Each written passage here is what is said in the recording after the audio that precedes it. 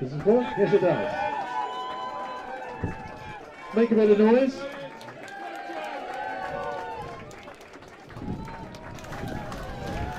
Hello and welcome to the 126th Men's Varsity Hockey Game. We're here at Southgate and this is being brought to you by JMAN. Welcome to the day. We're really excited for this big fixture. The anticipation, it's a bit windy here today, but we're really looking forward to it.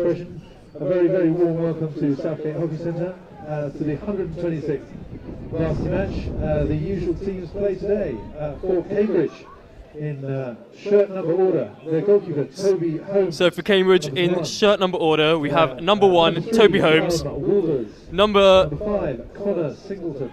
Number 3, Callum Wolvers. Number 5, Connor Singleton. Number 8, Joe Conway. Number 9, Captain Joe Greer. Number 10, Wolf Stockhausen. 11, Owen Dyson. 12, Sam Stevens. 13, Alex Warren. 24, Jakob Weiss, the import German. 28, Casey Meir. 29, Ollie Bell. 36, the retiree Ollie Knight. 39, Jakob Schwand, 48, Henry Murphy, and 99, your very own, Will Stubbs.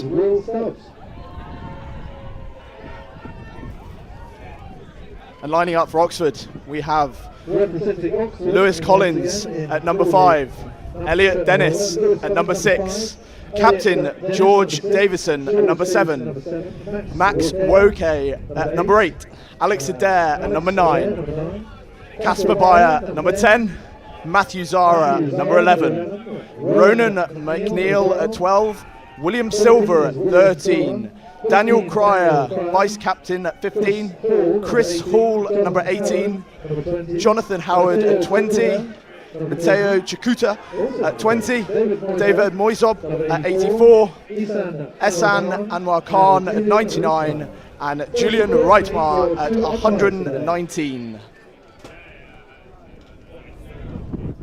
So thank you for tuning in. So this is the men's varsity hockey match and is one of the oldest sporting fixtures between the universities of Cambridge and Oxford, dating back to 1890, over 135 years ago. This year, well, as usual, it's being hosted at Southgate, and Cambridge are currently reigning champions, having previously won last year with a 3-0 convincing victory. Yeah, it was a tough result for Oxford last year. They'll be looking to make amends for that last year, and yeah, we'll see what happens today. So, to give a brief history, Cambridge lead the all-time series with 58-49 up with 18 draws. That's right, your Cambridge are probably the favourites, I'd say, but anything can happen on the day.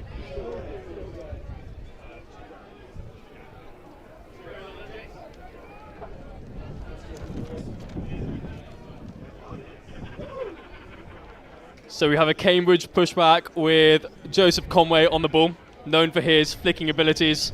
I look forward to seeing what he can produce today.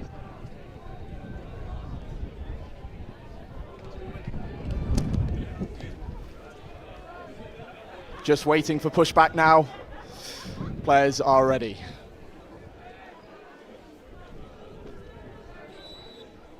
And away we go.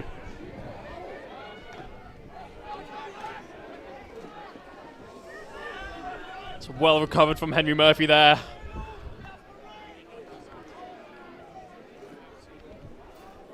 How have Cambridge performed this year so far? So it's been a fairly difficult Bucks kind of campaign for Cambridge. On the Saturday League, they recently went up to the East Premier Division and just kind of finding their feet, really. But they've come away with some very good results, beating Ipswich away 5-2 recently. And they come into today with some decent momentum. How about Oxford? It's been a tough year for Oxford. On a Wednesday in the Bucks fixtures, they have got relegated from Bucks Prem, which is the top university hockey league. And then on a Saturday they've struggled a little bit as well. So looking for a big performance today to make it a good season.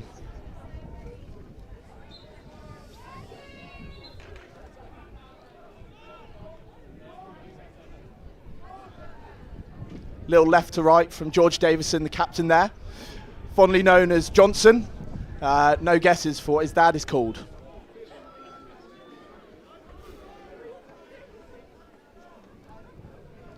And Cambridge just soaking up a little bit of pressure at the start of the game here.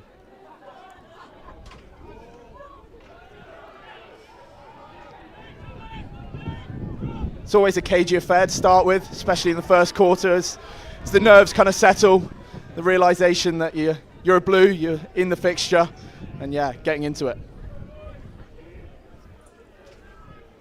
Yeah, I completely agree. I feel like the first quarter, these sort of games, just kind of getting your first touch in, kind of getting yourself into the game and realising that it's not about the people around you, it's more about how you play yourself. I mean, there are hundreds of people here watching. Must be nerve-wracking for most of the boys playing. Haven't played in front of a crowd before, so all the best to them.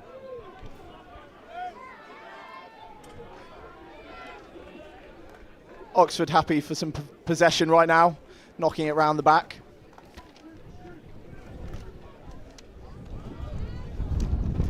On the ball now is Lewis Collins with a great ball into the D to Daniel Cryer.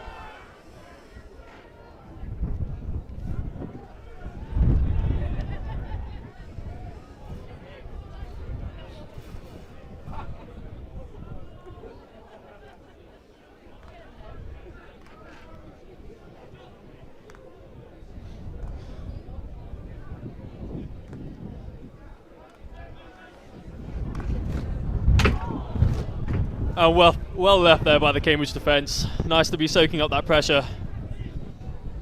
We have Joe Conway on the ball now. With a massive aerial straight to Wilster. Oh, that's unlucky. See, that's the danger. You have Joe Conway at the back with a full pitch aerial. You'd hate to be caught on the counter, am I right? Definitely. That's a threat early on for Cambridge. Oxford will have to watch out for that for the rest of the game. Alex Adair in the middle, sporting some rather bright yellow Astros there. He makes a habit of having bright shoes at Varsity. He clearly likes the attention. Yeah, well, you really need to grow into your boots there, don't you? You need to be a good player to be wearing shoes that bright. We'll see how he plays. Alex did manage to score a hat-trick in the Bucks Prem playoff last season, so he'll be hoping for another performance like that today. And we have some Cambridge possession at the moment with a brief counter-attack.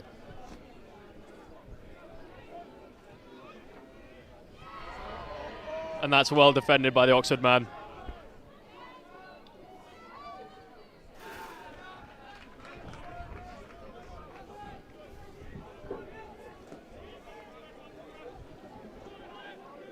A little bit of confusion there, but Cambridge retain the ball, looking to set up a bit of attacking play.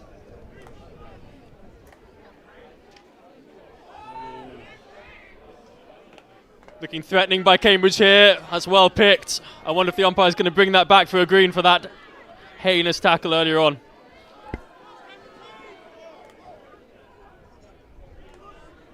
Johnny Howard on the ball, just past it to Elliot Dennis.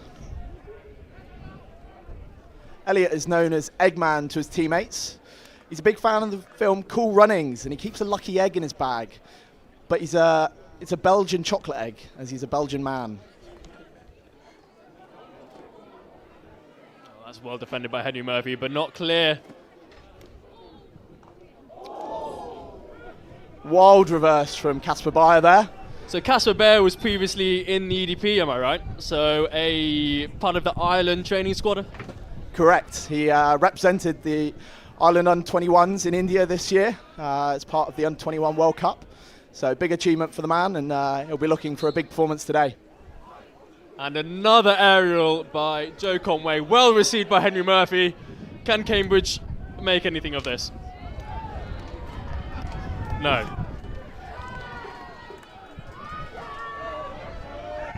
Tino on the wing there, passing into Adair. And that's a lovely tactical foot there by Sam Stevens. That's just lovely that. Break down the flow of attack, allow for the defence to reset, and now we can set a solid defence. I'm sure that's gone 5, do you think? Just to explain for the people that don't necessarily watch a lot of hockey, if you have a foul inside that quarter of the pitch, the ball has to go 5 before you can enter the D.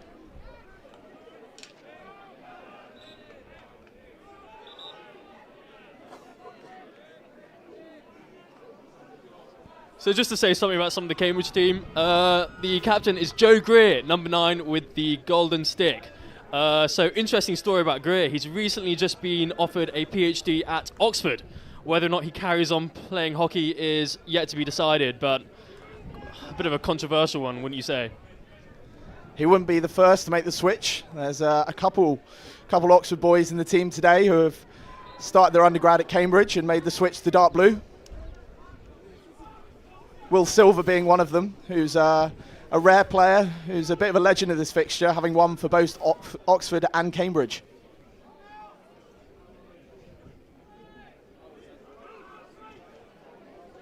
And that's well worked away by Cambridge.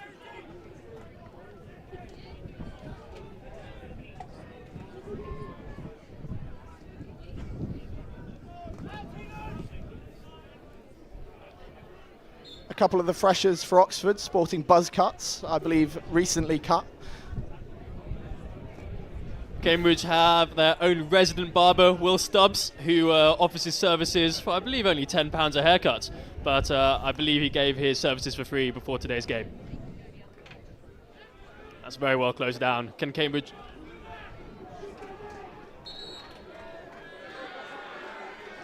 Well played from Matthew Zara there, whose nickname is Des. Des is now in his 4th year. It's great to see him out on the pitch. He's worked really hard to get this blue this year. Yeah. And this is his first blue appearance? That is correct. That's always a great story, isn't it? You work hard for 3 years and slowly build your way up into the team. And well turned over by Callum Wolvers there. What a lovely story that is for Callum Wolvers. So Callum Wolvers was captain of the Wandies, i.e. the second team, and unfortunately due to a last-minute injury, he's been brought up, having not trained at all with the Blues, to play in this historic fixture. So I'm not sure what's going on in his head at the moment, but you know, he's just trying to play up to the team and give his all for a light blue victory. You've got to make the most of the opportunity. And a short corner for Oxford there. I'm not sure about the decision there. What do you think that happened there? A little foot, or I couldn't quite see from my angle? It's difficult to see, but Oxford will take it all day long. So for those who don't know, a short corner is essentially the equivalent of a free kick. So often there'll be injection to the top of the circle and there'll be a drag flick, which is basically like a push that can go, you know, high or low. So in goal we have Toby Holmes. Interestingly, in his first year, he wasn't picked to represent any of the Cambridge teams. However, in his second year, he worked his way up, and this is his second performance. Oh, misinjection there. And was that back stick, I wonder? Is there going to be a conversation here? Umpire has changed his decision. Yes, back stick it was. So, I feel like this is very self-explanatory, but you need to hit the ball with the flat side of the stick.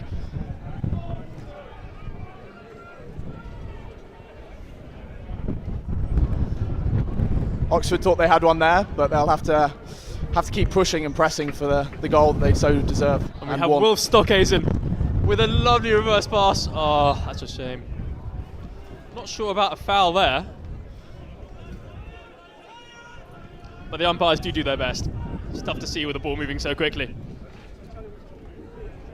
Johnny Howard at the back with Lewis Collins there. Johnny's getting his second blue this year, hoping to make a better result for the team this year. But Johnny's sister is Tess Howard, who represents GB in England and has just recently been in India competing in the World Cup qualifiers. It's good to see the family have got hockey pedigree plus whatever Johnny offers. Big shoes to fill then.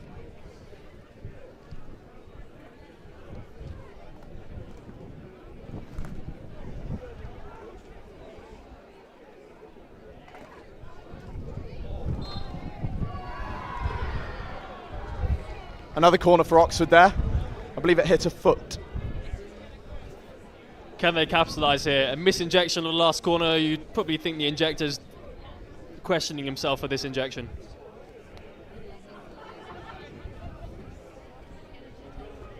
So who's the main flicker for Oxford this year?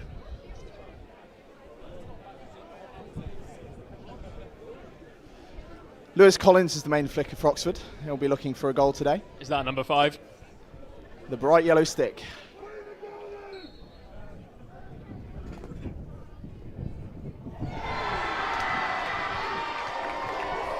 The banker scores again.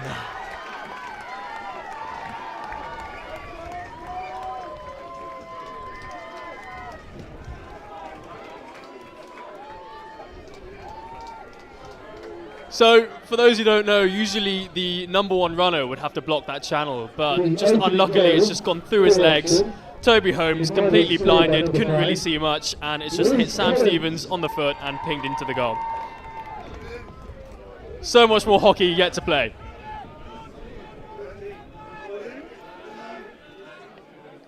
So did you see that a lot in your day? A Lewis Collins flick? As the goalkeeper for Oxford, I had an awful lot of training sessions where Lou would put the ball past me. Not past you, surely.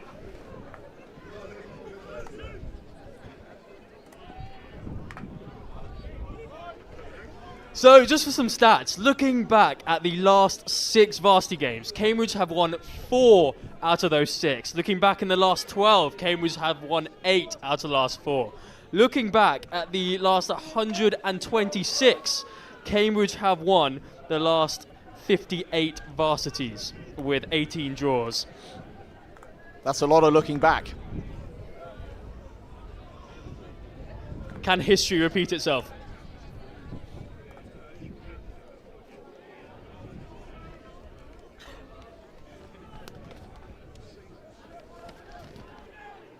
Long corner for Oxford. Crispy or Chris Hall on the ball.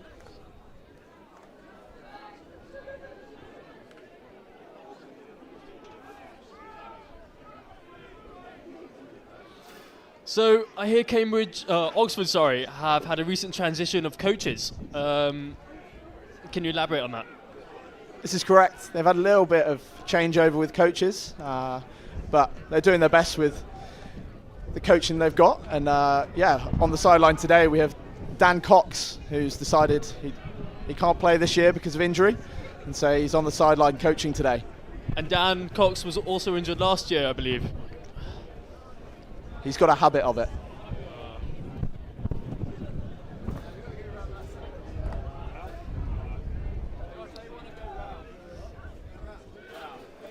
And that's a lovely tackle by Will Stockhausen, number 10. The umpire pulled that back because it hit a Cambridge foot after the Oxford foul.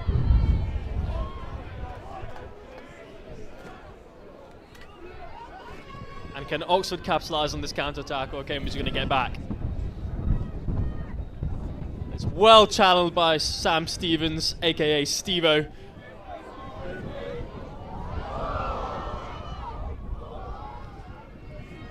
Good save there, well covered. Well, I don't get nervous, but I'm starting to get a little bit shaky.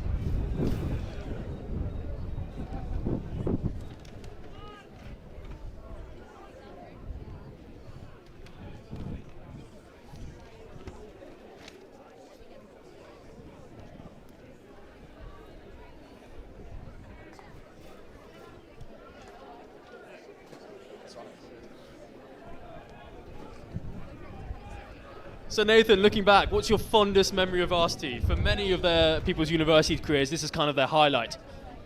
It definitely was. It was my first year, or first blue I should say. It was a 3-1 win, and an incredible feeling to be out on that pitch, and a really proud moment to be representing the university. Oh, that's some lovely skill there by Owen Dyson. Well, Stockhausen just seems to be gliding through the defence. Unlucky not to win a foul there.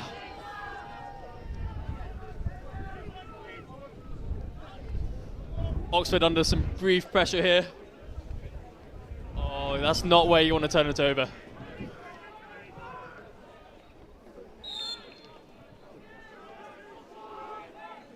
That was a raised ball, and so it's an Oxford free hit. Yeah, so the ball has to stay below the shin pad unless it's an aerial, at which point it can, be chucked over people and into space, as you've seen a few times. Lewis Collins at the back on the ball, very calm, very composed. He's a man of experience in this team as he loses the ball. Sorry, Lewis. And can Cambridge capitalise here? And that's a good win there.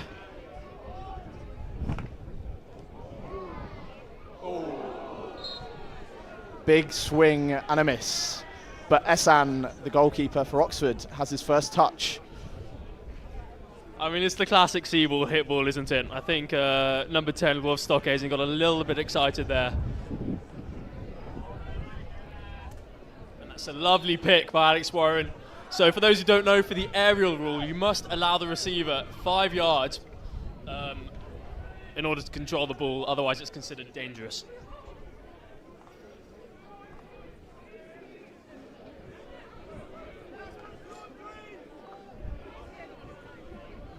Oxford with an aggressive man press today. Masterminded by Dan Cox. I reckon so. And that's the first quarter, ending with Oxford 1, Cambridge 0. Probably say with Oxford with a better chances so far, but as we said before, this is always a tense affair, and the first quarter in no way represents the rest of the game. Correct. I think it is.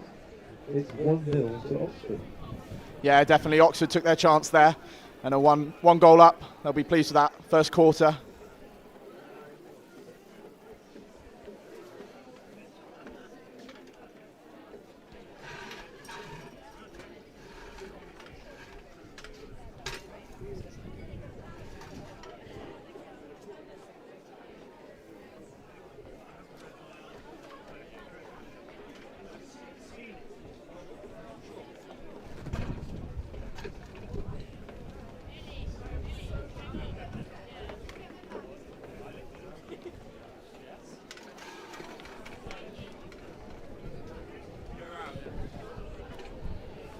Radar, what's your experience of Varsity then? What's your fondest memory? Well, it's got to be the convincing 3-0 win last year. It's a lovely day. I'm not sure if you viewers can see, but it started to trickle it down at the moment, starting to get a little bit chilly. But for me, it's got to be the post-game celebrations. Well, you know, you've had two out of 3 wins. You finish your game, head to the showers, spend some time with the guys getting ready for the varsity ball, and kind of just celebrate the evening. But what's really lovely is that no matter the score, you always head to the dinner afterwards, and kind of the atmosphere is always very positive. Everyone gets on with each other, and it's never tense at all. So, you know, on pitch, yeah, these two teams are absolute rivals, but off the pitch, it's always nice to be around everyone. Yeah, it's good to be able to celebrate together with both teams, no matter what the result has happened. That's a lovely pass break from Cambridge. Unlucky there by Joe Greer. The idea was there. We have Castlebay on the ball. He's quick, isn't he? Making good use of that pace. That's unlucky, that. Umpire feels that the ball was being obstructed. And that's bound to happen where you're going to run to the corner and not run towards the goal, right? Or Lewis Collins. Great pick above his head.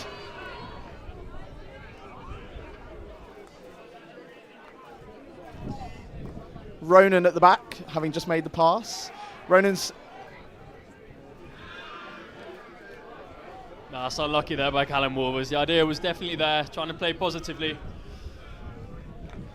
Yeah, so Ronan is a Kiwi. He's come across for his PhD.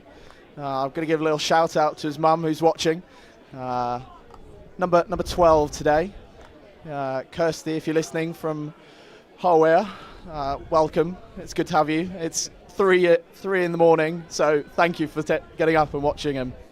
That's some real commitment, that.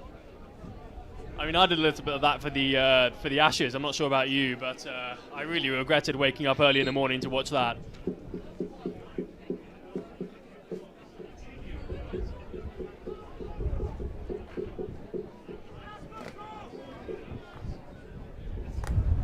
We have Henry Murphy on the ball. Daniel Cryer working hard up top. That's well recycled there. That's lovely, that. Joe Greer recognising the centre-back has moved up the pitch and just drops into that centre-back. That's why he's our captain. I hope he doesn't do the same for Oxford next year.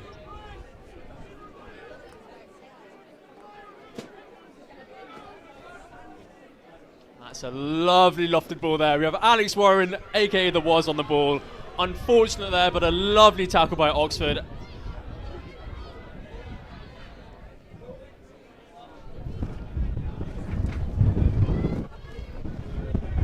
Adair with a little dribble in the middle there.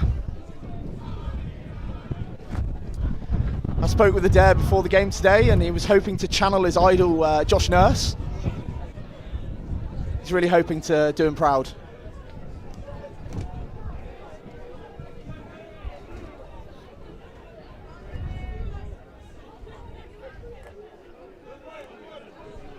We've now kind of settled into the game. Both teams having some possession, comfortable on the ball, happy to move it round.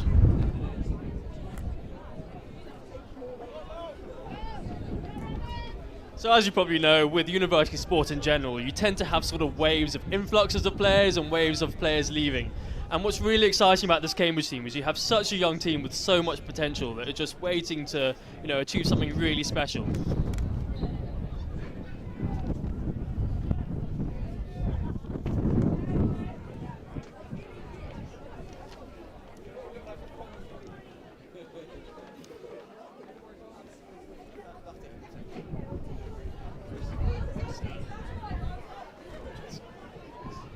That is fired wildly into the D and picked fairly easily with Joseph Conway on the ball. That's a lovely tackle by the recent blue, Cal Wolvers, who charges towards the centre. Oh! Good opportunity for Cambridge there. Looking threatening, Cambridge up.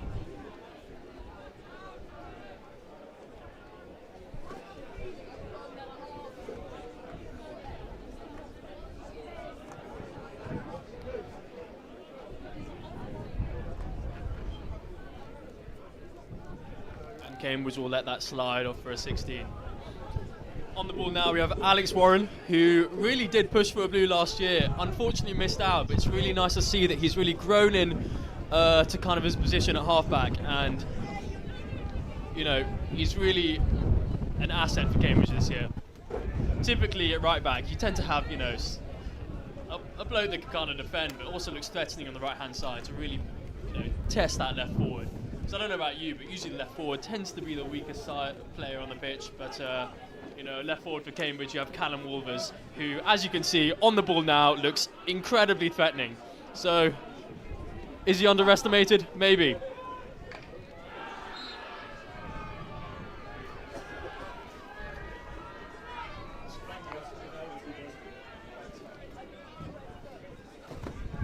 Lewis Collins with the ball for a 16 or a free hit.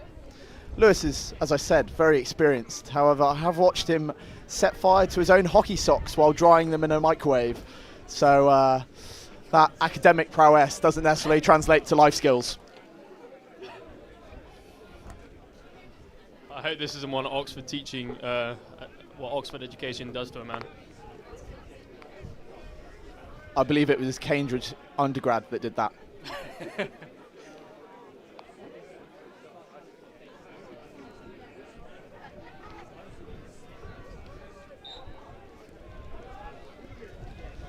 An Oxford foot, and Cambridge have an opportunity to chuck the ball long if they want. Joe Conway always looking for that aerial.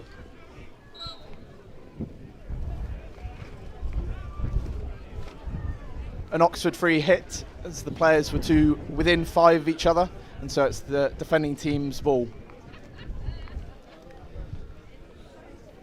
David collecting the ball from the corner there. David's started in the men's threes at Oxford and has worked his way up. A big achievement for, they call him D1. He's a big fan of slam poetry. Number 84 on the right today.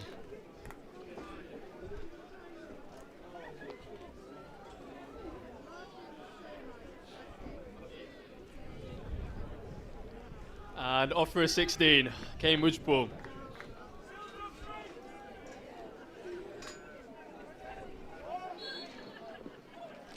I'm not sure about that decision there. You need to be within 5, and number 4, Howard, didn't quite step towards our captain, Joe Greer. That's unlucky.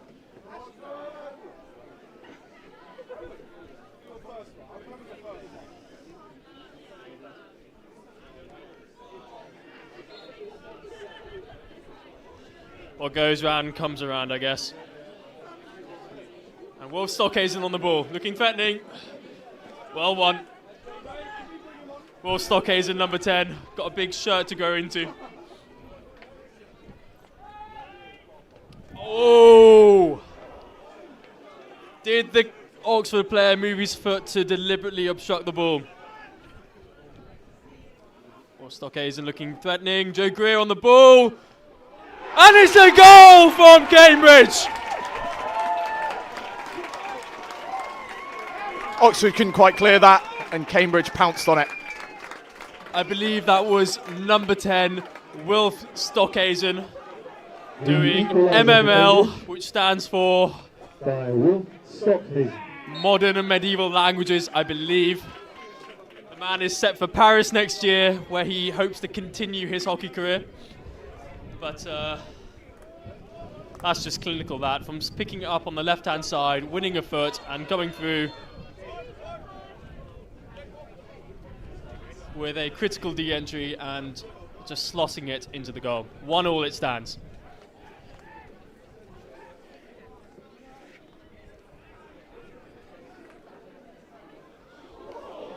And that is an exquisite save by Toby Holmes. I believe it came off the Cambridge man, so the save wasn't actually needed, but that just gives you a small, you know, insight into the sort of capabilities Cambridge's goalkeeper has.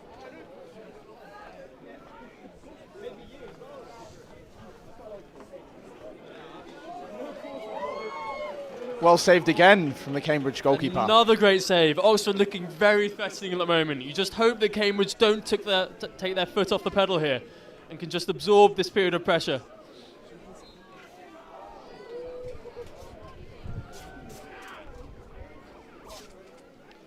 Another short corner for Oxford. They'll be hoping for a similar result to the last one.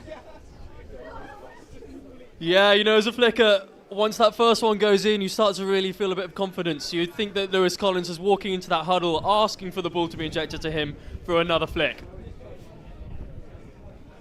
He has experience scoring in varsity matches, so he'll be hoping for another one.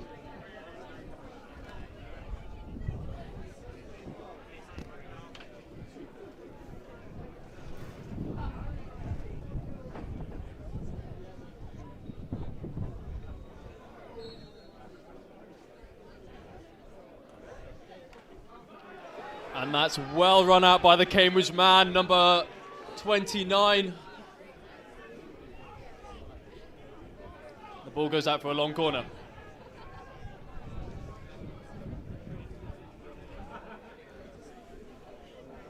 Good hands from Crispy. So close to the back post. I think it's fair to say that Cambridge got away with one there.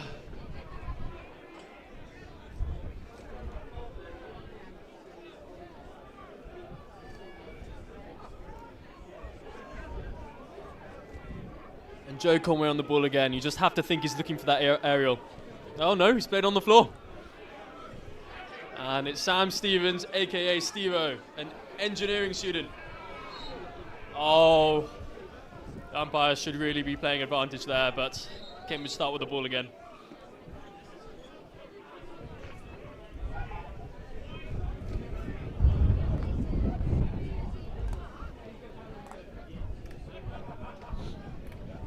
And that was Connor Singleton just making that pass. Previous 2's captain last year, now number 5.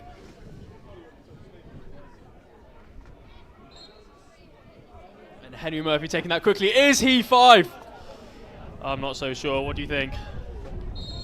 He's a very tall man, Elliot. It looks a shorter distance than it actually is for him.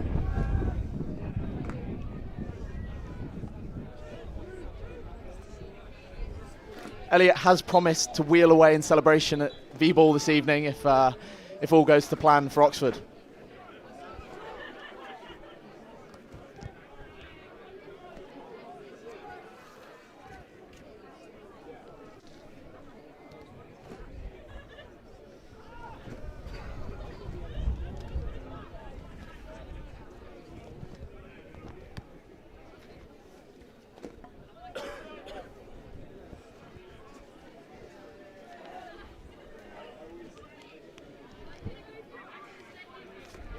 And that's Joe Conway on the ball at the long corner.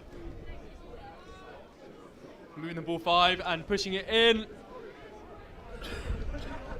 Well watched by Shuey, pushing it out for a long corner.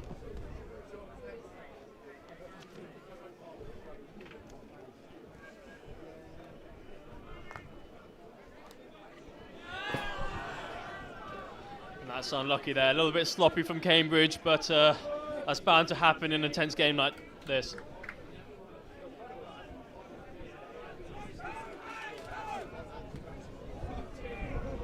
And that's cheap. Callum Wolvers on the ball. Can Cambridge capitalise on this brief counter-attack? It would seem not.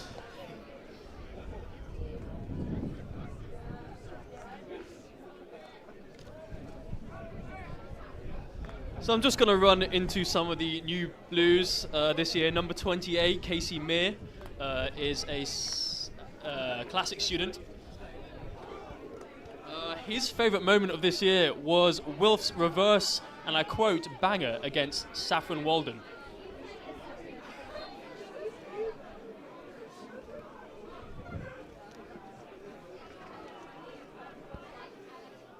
It's definitely good to have a mix of returning Blues and new Blues in the team. Make sure that people have some experience, but also it's good to get new players in. Oh, that's a dangerous mistrap there by the number 84. But well cleared up by number 4 and retaken by Wilf Stockhausen, your goal scorer.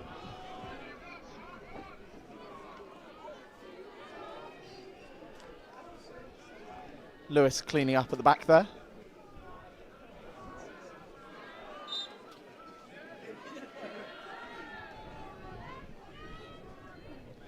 Oxford can reset and relieve some of that pressure that Cambridge have been building.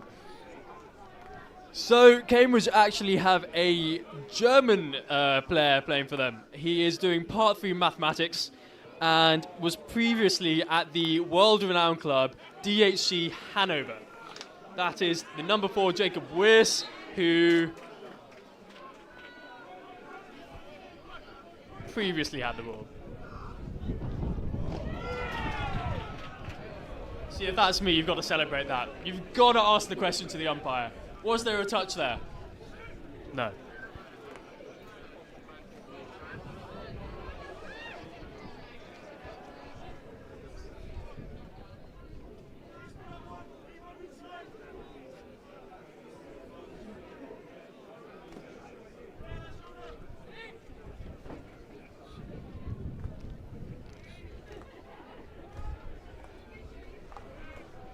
And that's a lovely pattern by Cambridge there.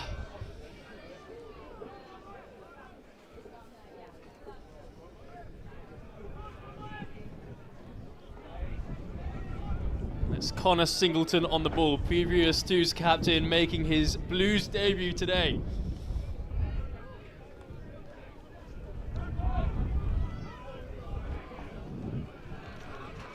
Played through for a 16.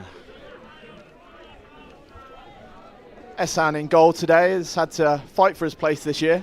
There's been some tough competition with the last year's Blues keeper still around, so he's done very well to deserve his place today.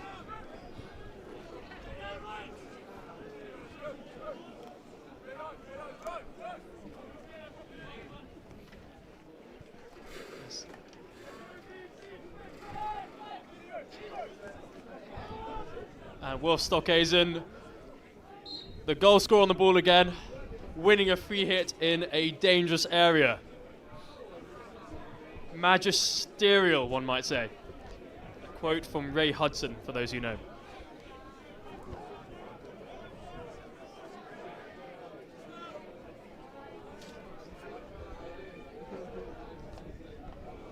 Looking threatening by Cambridge. Can they get an outcome here? And that's well defended by Alex Warren. Well won by Alex Warren. And Joe Conway on the ball. A great ball in here. Well dealt with by Oxford. And that is half time with the score 1-1. If you haven't been paying attention, that's I wouldn't go anywhere, folks. if you can't read the scoreboard. What a game we have on our hands. 1-1. 1-1, half time, everything to play for. Big second half to come.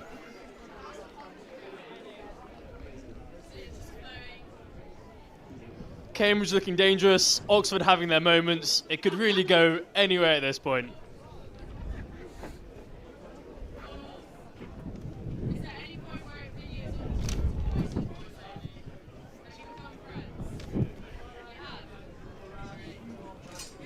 We're in the zone. Come on. We have Charlie Bannister with his brooding look as ever, walking towards the changing room. I'm sure he's got a few things to say to the boys, but I'm sure they know exactly what they need to do, which is put a goal past the Oxford defence.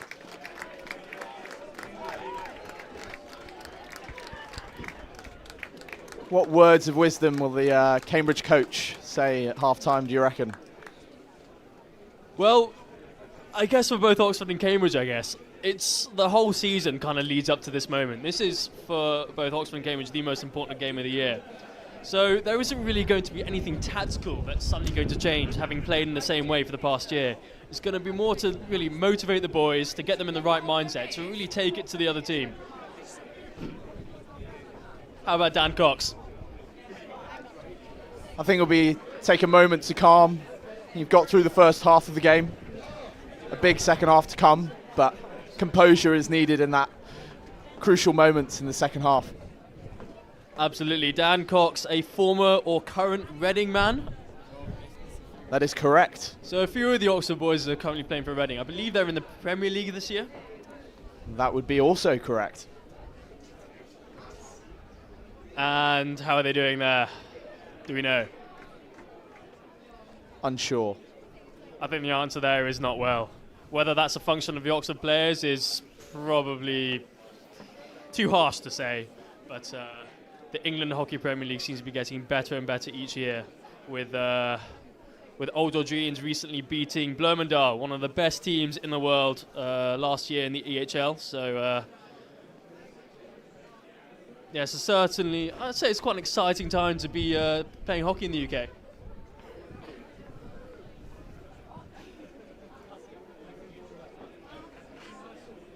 Are you currently still playing hockey? I am. Yeah, I'm over in Bristol at Clifton Robinson's. So enjoying my hockey at the moment. It's good to keep it going after university. You have such intense Bucks fixtures and a Saturday fixtures, so it's good to keep it going. What about yourself? Yeah. Just moved to London and thought I'd take a bit of time to not a step away from hockey, but have a more relaxed kind of sort of hockey. So currently playing in the London Prem, which is, you know, very social, very casual. But next year, hoping to come back here and play for Southgate, because it's a lovely venue, wouldn't you agree? It is. We're very lucky to come back here each year. It's an overcast day, so it doesn't look quite its best today, but it is definitely a spectacular venue.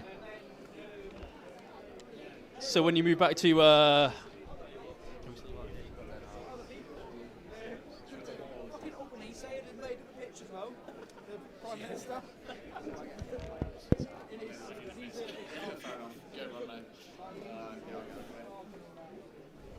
You may observe two young men just inside the circle at the far end.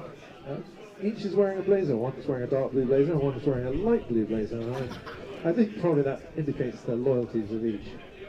They are having a little challenge one against each other in order to win some stash, as we call it, from JMAN, our sponsor today.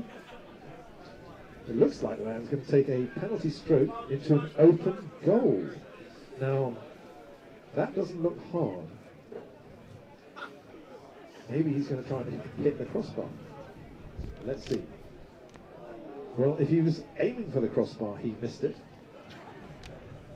If he was aiming for the goal, he succeeded. By contrast, his Cambridge opponent, was that a shake of a hand? Is that a conceding of victory and defeat?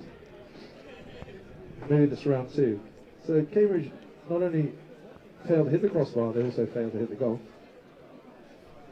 Now this is an unconventional place from which to take a stroke. So just over the net and just therefore over the crossbar.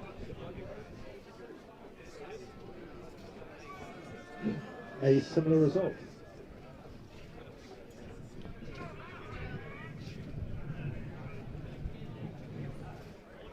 Now, if I was taking it from here, I wouldn't be able to reach the goal.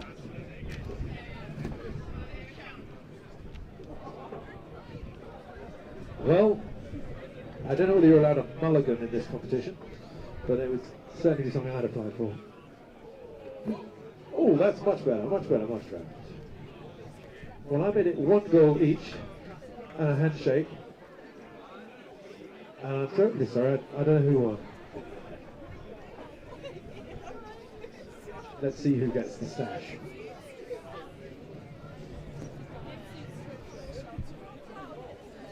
I'm trying to grab the side so I don't fall. Go warm up.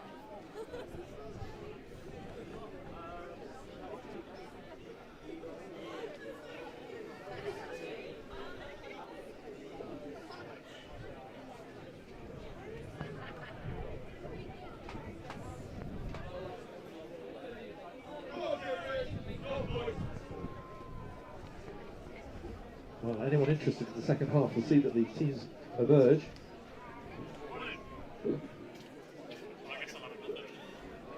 And now the competition between the dark and light blue jacket fellows continues.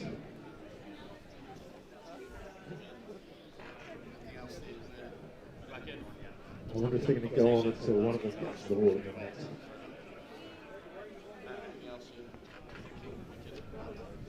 In the net on the side. Let's chat about what's his name, That might well have been the tiebreaker. Another handshake.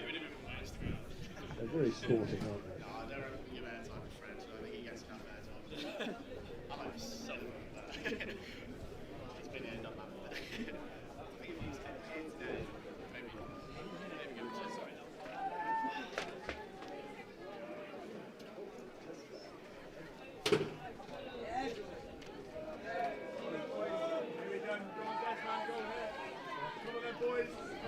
Congratulations to both jacketed fellows.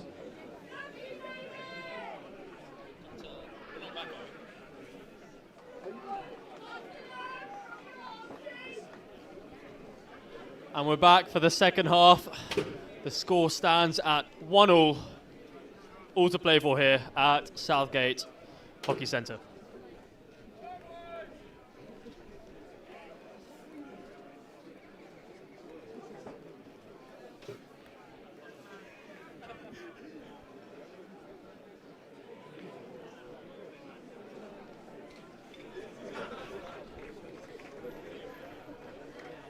Oxford with pushback. Alex Adair on the ball. All ready for the second half. The score again 1-1. The opener from Lewis Collins from Oxford and the equaliser from Wolf Stockhausen of Cambridge.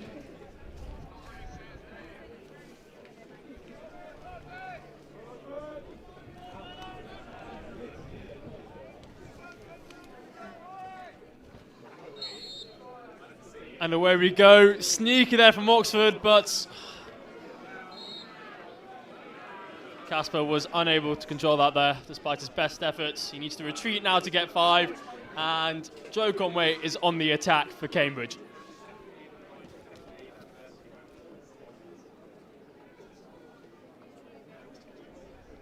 And still on the ball, looking threatening here, looking to deliver. Just holding some possession. He is Joe Conway. He's turned him inside out there, but unfortunately it has led to nothing.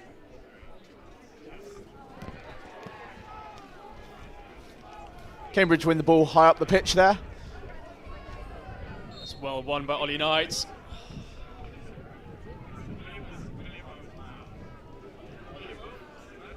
Joe Conway looked to reset here for Cambridge. Can he deliver something threatening?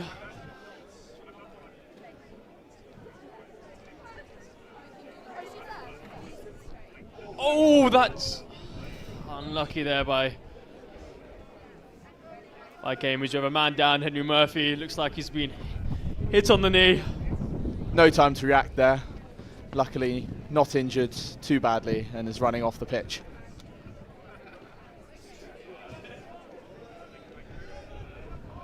It's been a great day at Southgate so far. We've got the Women's Blues game to come after this, but we've had a schools game and then both men's and women's alumni games, which were both Oxford wins.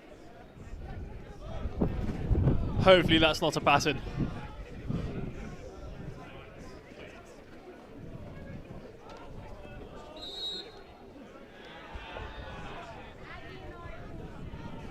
Just trying to decipher what the umpire's saying there. I think he's trying to say there was a bit of an off-the-ball push there and has given the ball to Oxford.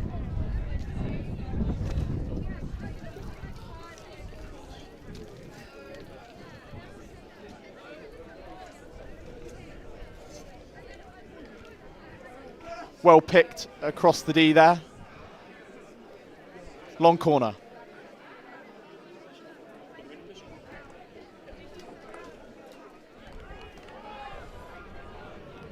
And Cambridge can break here if they're quick. Joe Greer on the ball, making a lovely floated pass to number 29, making his Blues debut.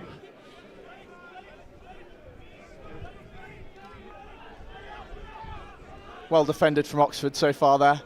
Well got back on the counter. And a lovely win there. 29, Ollie Bell. And Alex Warren on the ball here. Can Cambridge manipulate this Oxford defence?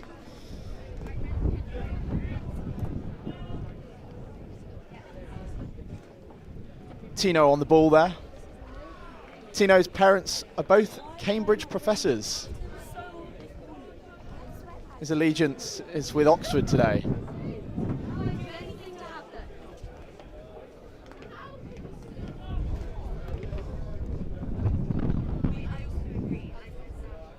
Well watched from Luke Cole there. That's a lovely tackle there by Connor Singleton, looking dangerous here, attacking the baseline. Oh, unlucky there by Connor. Lovely idea. Oxford winner 16.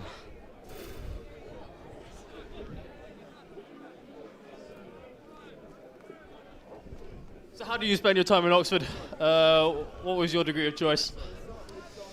I did 4 years of chemistry, but mostly hockey really. Kept me very busy. How about yourself? I was just going to ask what your favourite chemical is. You put me on the spot. And that's well judged there by Will Stubbs. Also looking dangerous here. Unlucky. Good play from Adair, dribbling into the lead there. And Will Silver playing the ball into the keeper. Umpire feels that he forced the ball through the keeper. That's a massive aerial by Joe Conway. The defence need to give them 5. I hate to say it, but I think Cambridge got away with something there.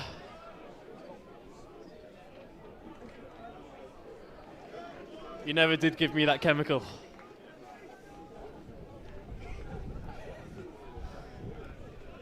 Silicon dioxide.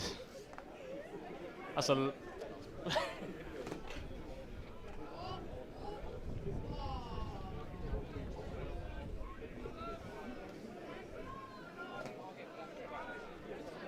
Real end-to-end stuff here in this game. You really wonder which way the tide's going to go.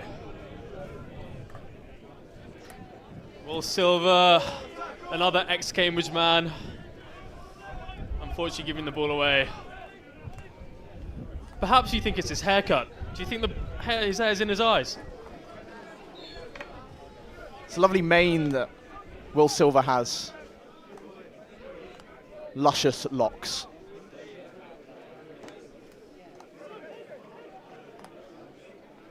And Sam Stevens on the ball on the right here.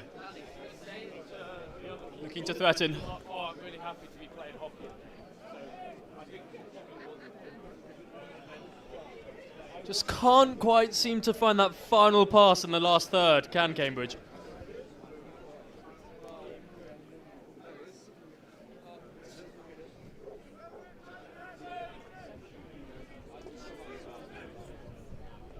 Lewis Collins, the goal scorer, on the ball here.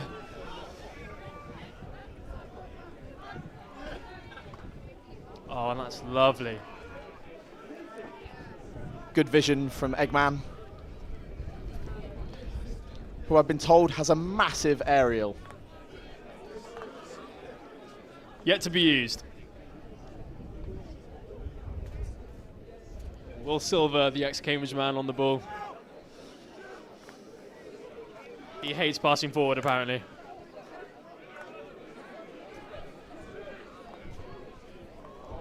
Oh, that's unlucky there. Cambridge slight lapse in marking. They got very lucky. Oxford might regret that later.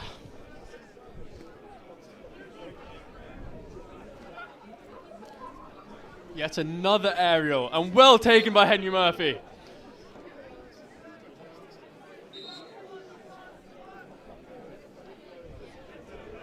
Unlucky by Cambridge there. The umpire trying to interpret the 5-yard receive rule.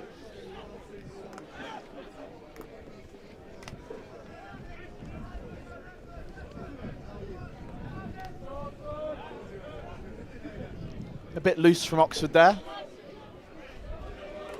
but it's worked in their favour.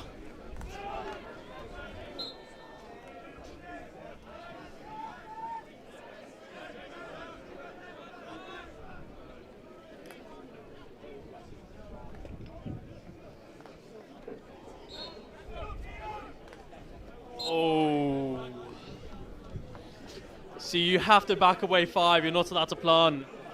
I hate to say it, but I think Oxford got away with one there. At some point, the umpire's got to get the cards out.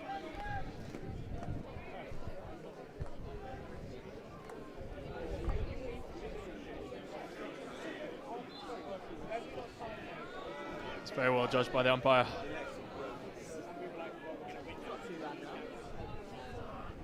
And Joe Greer driving dangerously. Henry Murphy trying to deliver, but just being slightly unsuccessful there.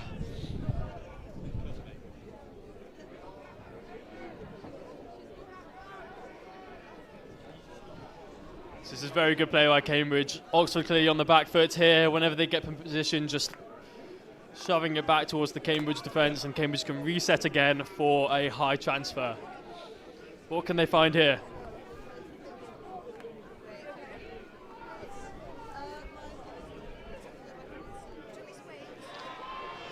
Well won by David. And then lost.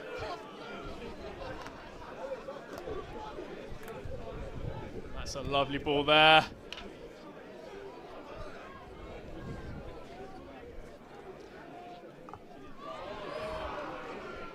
Callum Wolvers again, making that challenge.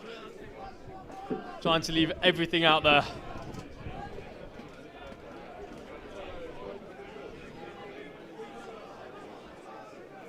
You can just see the Cambridge backline scrambling to pick up their men.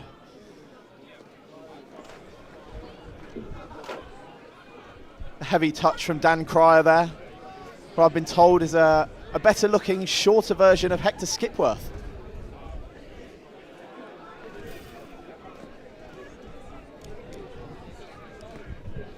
Dribbling down the line from Cambridge. Cambridge looking dangerous here. Can they deliver? Well intercepted by the Oxford man there. And Will Stockhazen, the goal scorer, on the ball now. What can he produce? A foot. Lovely.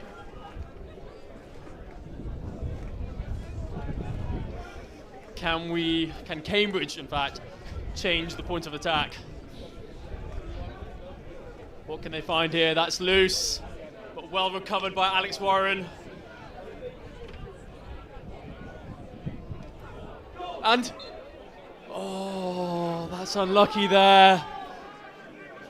Will Stockhazen just questioning that decision. You fear that the keeper lifted that into the players, making it dangerous, but the umpire standing his ground, and now Oxford are on the attack.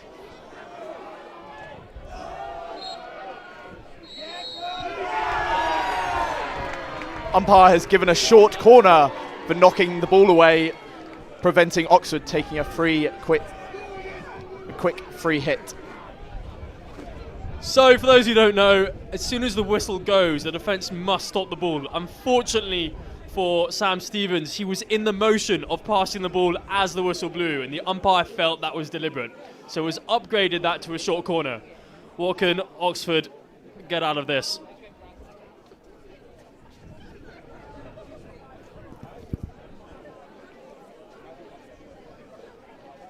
Oxford with another opportunity here. Lewis Collins just setting his mark. Does feel like it's going to number 5.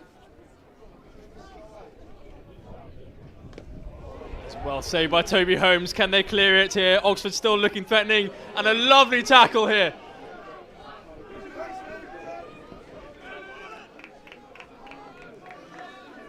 Johnson on the ball now. Beats one player. Into the D and passes it back out.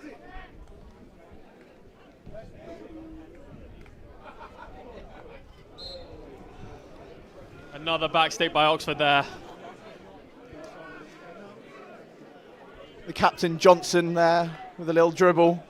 He's actually dating the women's Blues captain, so today could be a big day for their captaincy.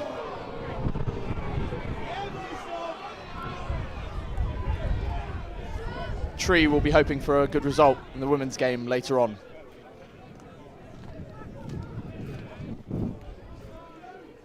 And Joe Conway on the ball, looking very threatening here. Oh, that's unlucky.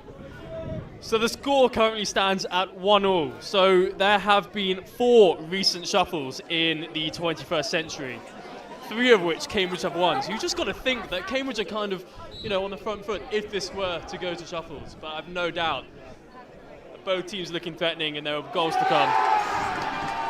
Really good play there from Daniel Cryer. First, the aerial receive, then winning a foot for another short corner.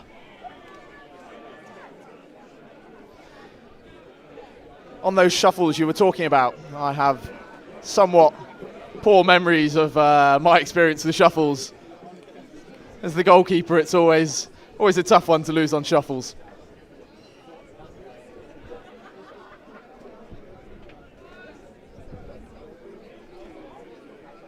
The Cambridge men lining up to charge down this flick. Looks like a routine from Oxford. Well drilled. Oh! He's going to be kicking himself tomorrow. That was a big chance there by the Oxford number 20. Good routine, unfortunately not executed.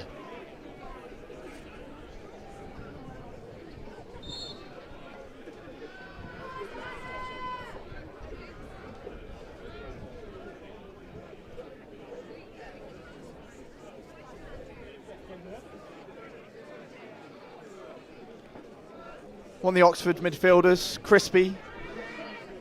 I've been told the other players cannot get a word in when he's on the pitch.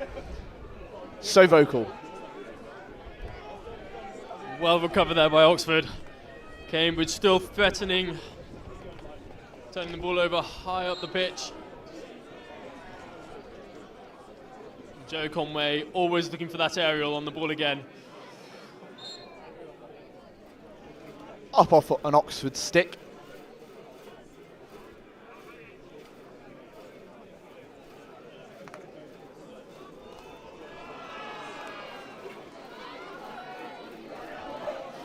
Counter here for Oxford. What can they do? Well tackled there. Can Cambridge push forward now? You seem to think that Oxford are throwing everything at this Cambridge defence. Lovely touch there by Will Stubbs. Former social sec. Well won by Adair there. Beaten one player and then kicked it. In those Unlucky bright there. Yellow shoes. Almost like magnets, would you say?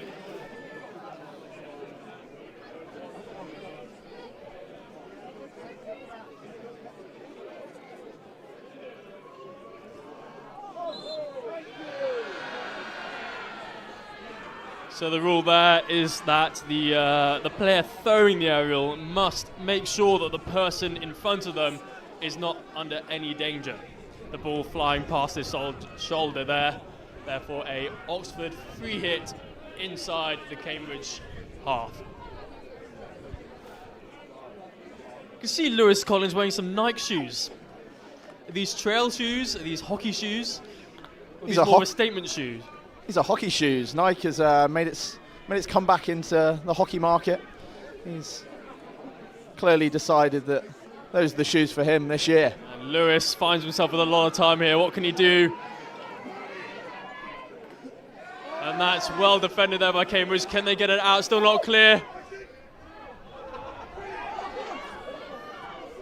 Casper Bayer with the ball.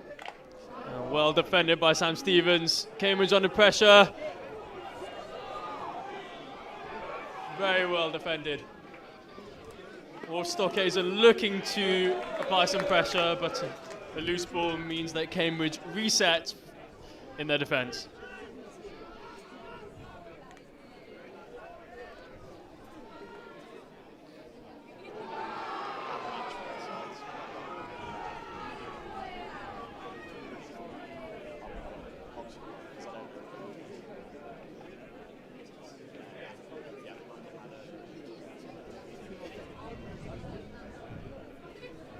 And again, Joe Conway on the ball. He kind of reminds me of Xavi in the way he plays, you know. He likes to get his eyes up, look at the pitch, and really dictate the state of play. Three-quarter time, the score is Oxford 1, Cambridge 1. All square. So tell me about a classic Oxford, day in the life of hockey. You have a Saturday game. What sort of things do you guys tend to do afterwards? Because hockey's not just about what happens on the field. It's kind of about the friendships you kind of create, within your team. I'm sure you're still good pals with the rest of your cohort, right? Exactly. After a Saturday game, we'd head to Vinnie's, St Vincent's Club in Oxford. A great venue for just to socialise and hang out with your teammates. I believe that Cambridge is a similar place that the hockey hang out. Exactly. On a Saturday, we tend to rendezvous at the Hawks Club. Watch whatever sports on the live TV, have a drink or two, and have a few of the Hawks burgers, which are world renowned. Some of the Cambridge guys to my left are currently laughing at me. I apologise for that, but there's something special about putting an egg in a burger. I don't know who invented it, but it's serious.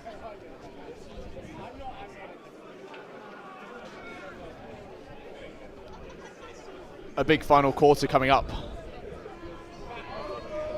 Huge quarter. What do you think is going on in that huddle at the moment? I think you have to reset, you have to go again, you have to realise that you don't have to rush. You still have a whole quarter to try and get that goal. It will get tense towards the end. You have to be ready for whatever happens.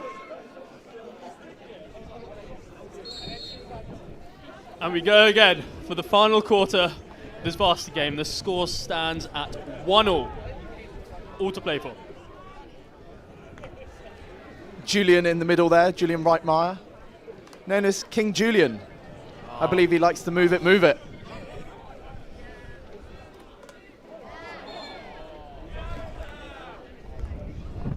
That's wasteful by Cambridge. Unlucky there by Sam Stevens, always trying to play positively. See, sometimes in the last quarter, players can kind of go into their shell. That's the last thing you want to happen. And it's lovely to see that players like Sam Stevens are trying to play. And what's interesting, you're starting to see the Oxford keeper starting to play. Careful footwork there. Were you much of a sweeper keeper in your time? I tried to be when needed.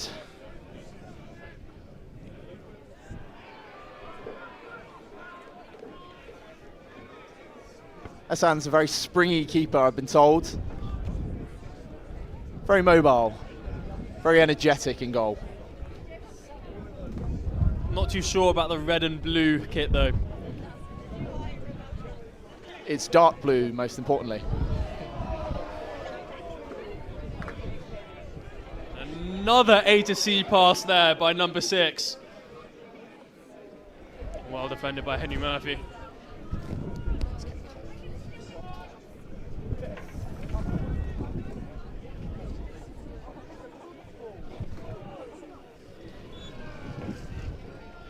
Another dangerous aerial there. Oxford with an opportunity here high up the pitch. As both teams start to fatigue, you kind of get a sense that decision making becomes slightly warped here. Obviously both teams trying to score and be positive, but there's a balance here, and Casper Bay on the ball now looking threatening. And again Henry Murphy there to sweep up the loose ball. And again, it seems. And a well won there here. Can Joe Conway reset the defence just to have a passage of play that's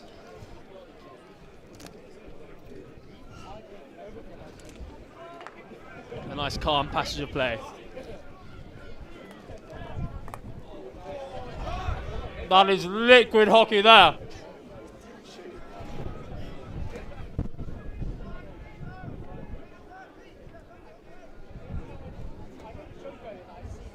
Nice one with the win. Sam Stevens on the ball looking forward. Can he deliver a ball? And it's into the D, a little bit loose and well swept up by the Oxford defence. But given away by Adair there. Henry Murphy on the ball again, it seems. And well won. Some confusion there.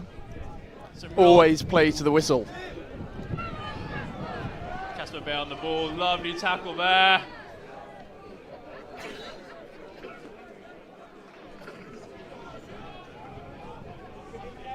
Another aerial by Joe Conway, really not being able to judge how close his man is. Dangerous yet again. It's becoming a pattern for Cambridge there. Really strange as a physicist. He really should know his trajectories, and that's very loose by Oxford.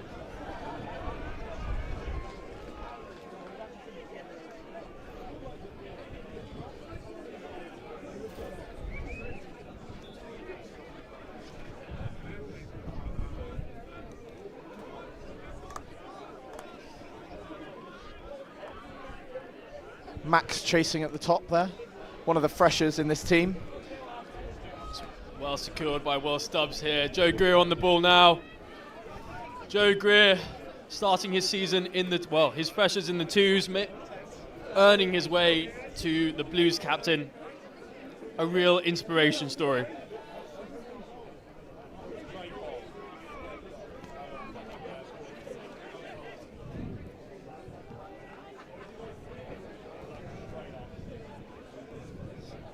Starting to get a little bit chilly at Southgate here. Can the players adapt to this cool wind? And Will Stubbs looking to put pressure on number 6.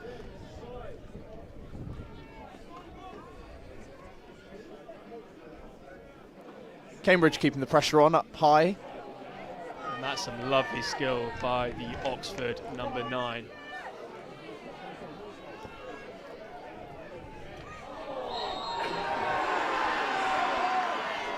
Umpire feels that was a cynical foul by the Cambridge man. Short corner for Oxford. Another opportunity here.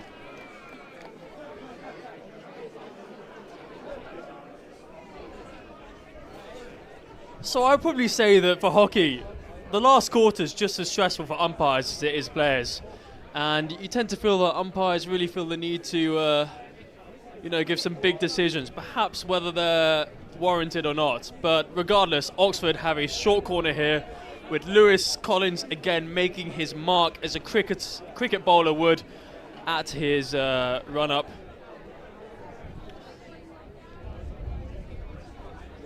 Toby Holmes setting the wall.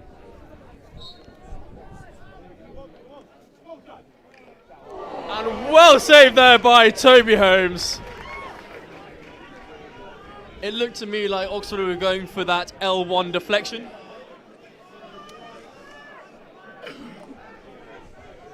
Oxford had a few corners now, so trying something different.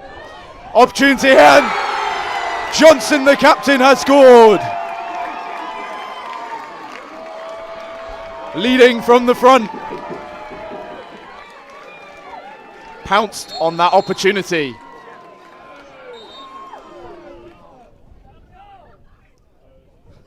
And the umpire just asking the number 9 for a word here. He's been a bad boy.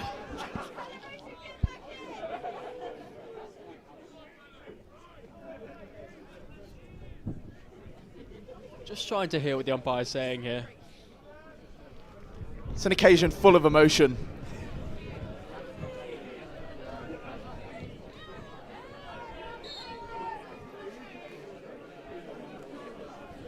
And a goal for Oxford here, meaning Cambridge really have to push for this equaliser. But it's been a very tense final half, and you still feel that the goal could come from anywhere. If you've been keeping an eye on the clock, you'll know that there are approximately 7 minutes left. And 7 minutes remaining for Cambridge to get an equaliser.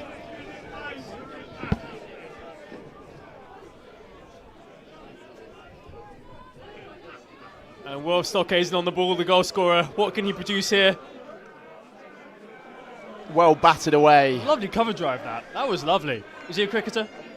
I believe so. Tino is also a cricketer, and he managed to break the college window while playing some cricket during pre-season.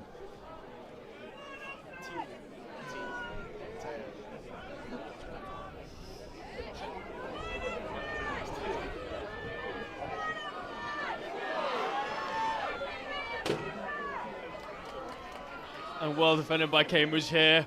Got Will Stubbs. Unlucky there. You'd think that Cambridge would look to press high just to get that goal back here. Still all to play for in the 126th men's varsity.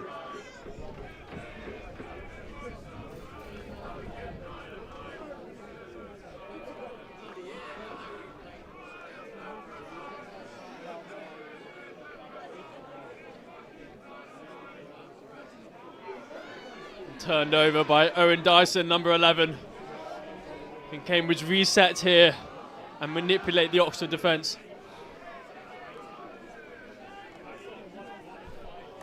It's important it's important to keep playing the hockey that's brought you success in the game and not just change your style because of this scenario. Or Stockazer looking dangerous. Oh, he's turned him inside out. He doesn't know what day it is.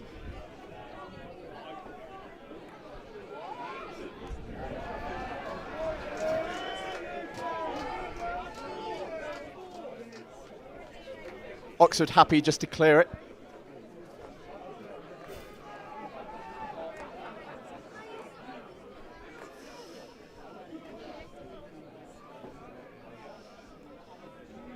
Cambridge enjoying some possession at the moment. Can they keep it going? Sam Stevens on the ball, looking for a de-entry. It's unlucky there. It's always difficult trying to receive that on your reverse. It's really crucial here for Cambridge to keep possession of the ball, to continue to create chances. About 5 minutes remaining.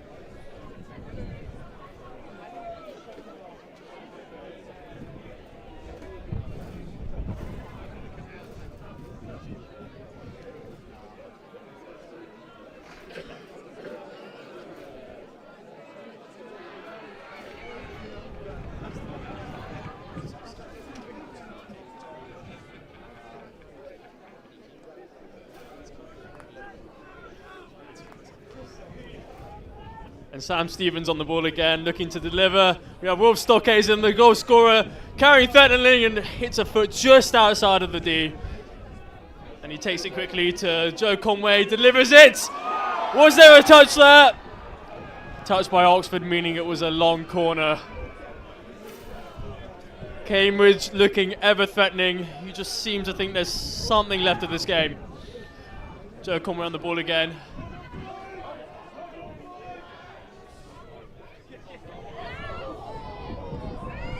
Very scrappy here. And that's a foot! Cambridge's first short corner. We have Joe Conway, number 8. You've seen the size of his aerial. Just wait to see the speed of his drag flick. It's incredible, let me tell you.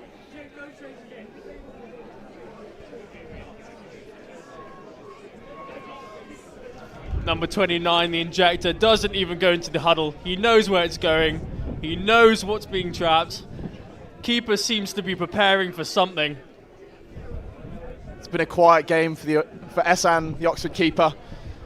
Time to earn his money. And here we go.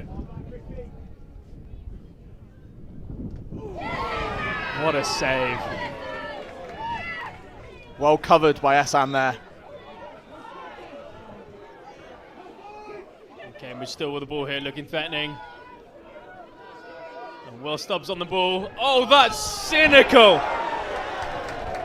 Cambridge with another corner. Well won there by Will Stubbs.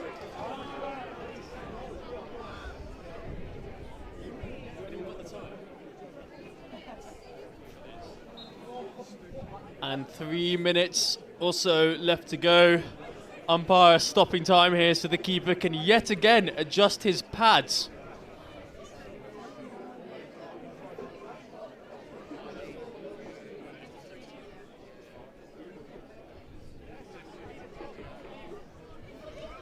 The Cambridge penalty corner attack go again. And that's well run down, straight into the shin pad, and Cambridge get a re-award. What can they produce here? Will they go for a routine, or will it be another flick?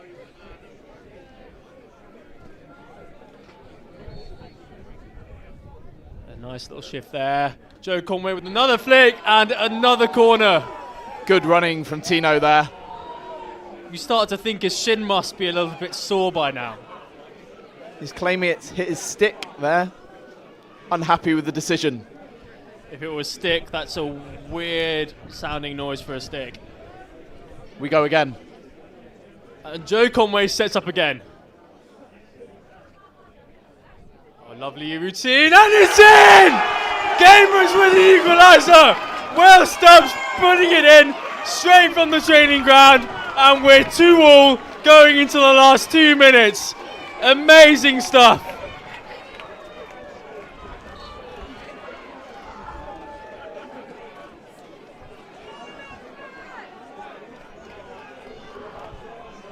All to play for now. You just hope that Cambridge really lock into this defence. These next 2 minutes are going to be critical. I think we've got between 2 and 3 minutes of normal time to play. Dan Cryer attacking the right side of the D there, winning a foot. And a cross-pitch aerial, allowing Cambridge some time to set. Will Stockhausen closing down Lewis Collins. What can he produce here? Ooh.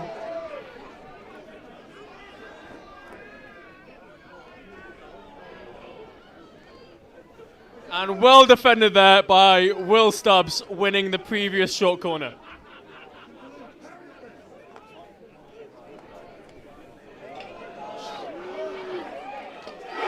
And it's in! Oxford have scored!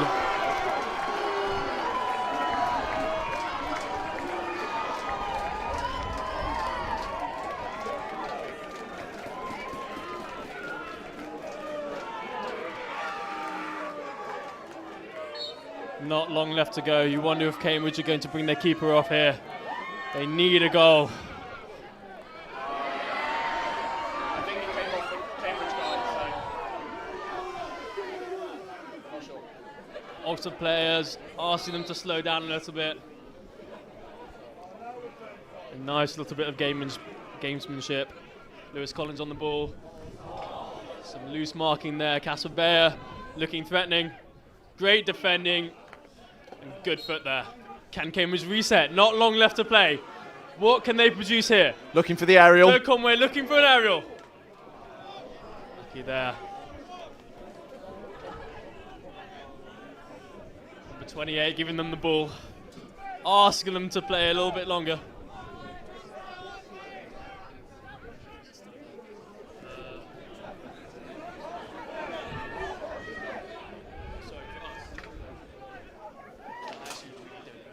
Into the D. Out of the D.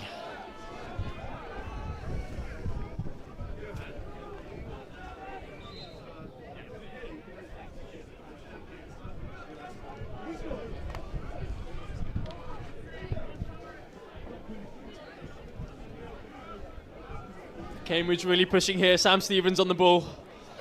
What can they produce? You feel there isn't long left to play. Joe Conway looking for A long ball down the pitch. Cambridge Oxford have the ball. to push high here. Oxford will not be rushing.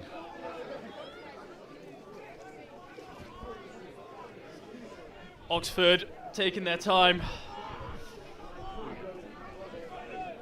Counting down the seconds. Poor aerial. Owen Dyson winning the free hit here. What can we produce? Joe Conway putting the ball in. Unlucky, straight to the spare. This is a stressful time. Good from George Davidson. Not good Unfortunately, enough, lost the ball. Alex Warren. Joe Conway on the ball again. Making the free hit forward.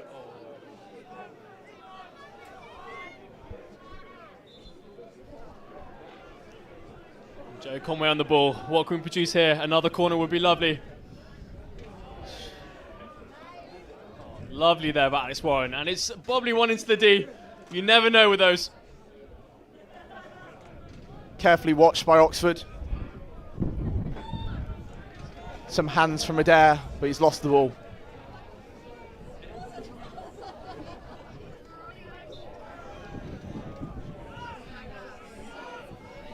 Oxford reset. And a big aerial down the pitch to Casper Bayer. Casper Bayer running He's at the goal. rapid. Toby Holmes. What can he do here? What, 2v1? Oh, and that's a loose pass by Casper Bear.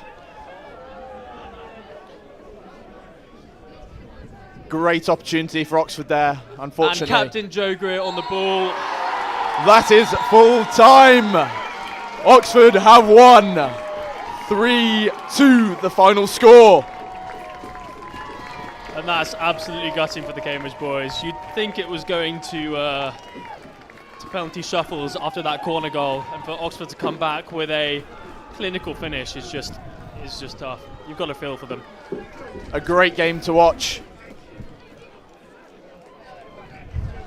Both teams having opportunities. Oxford being the more clinical today. Great effort from both teams.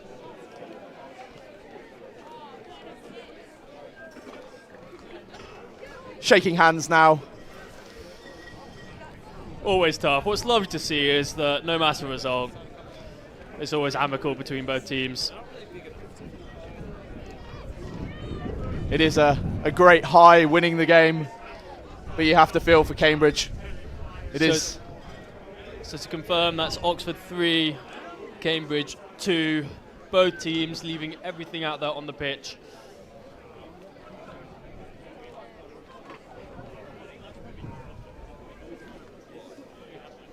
What was your highlight of the game? Had such back and forth the game, but there's nothing like scoring that winning goal. Absolutely. Did you see who put that one in? It was too quick for me. I didn't quite see it. I missed it as well. It went in the net though, and that's all that counts. Well, we look forward to the women's game. A tight result last year with a 0-0 draw going to shuffles with the Oxford women winning on shuffles last year, and the Cambridge girls are looking to get their revenge. Big celebration with the fans for Oxford there. Great turnout today.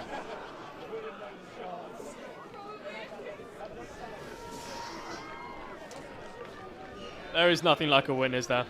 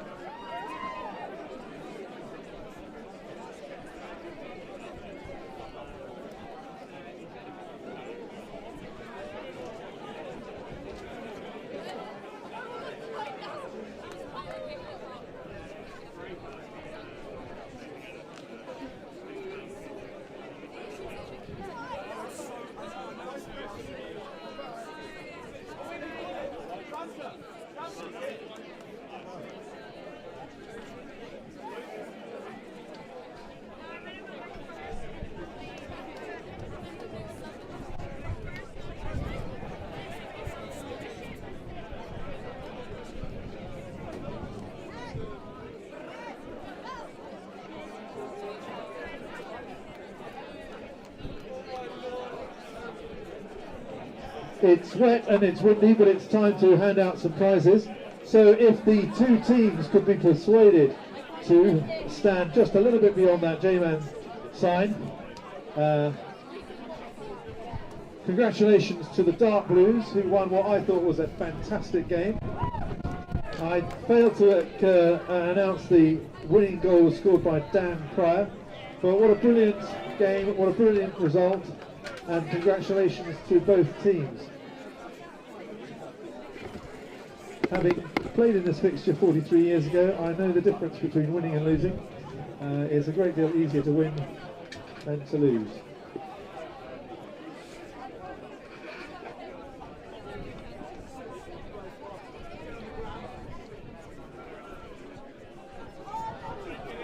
Oh dear, the JMAN sign seems to have fallen over, but fortunately we have two clever young men who reassemble it.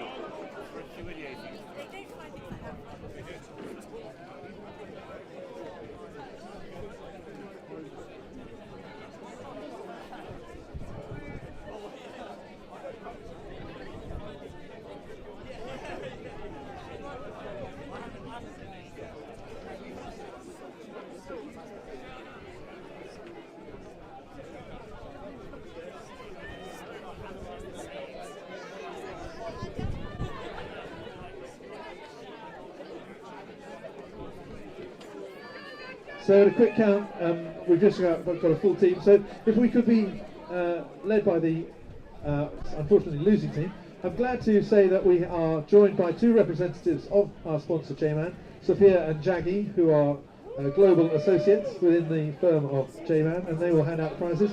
So if we could start with the Cambridge team, if they could come up and join us, coming up this side of the stairs. Chaps, here we go, come on. Round of applause.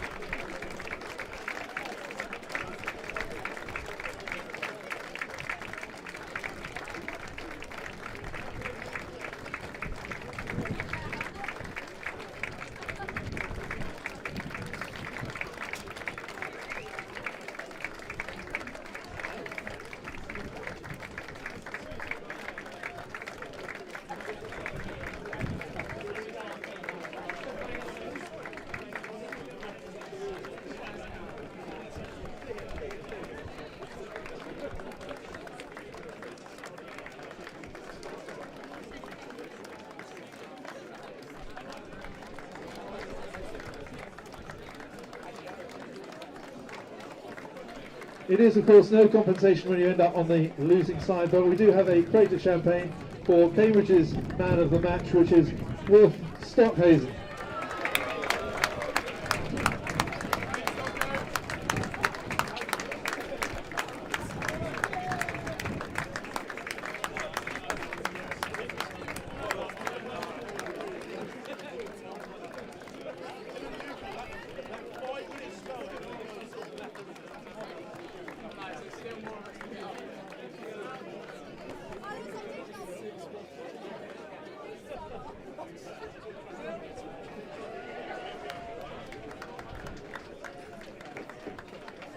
Well, to the victor, the spoils.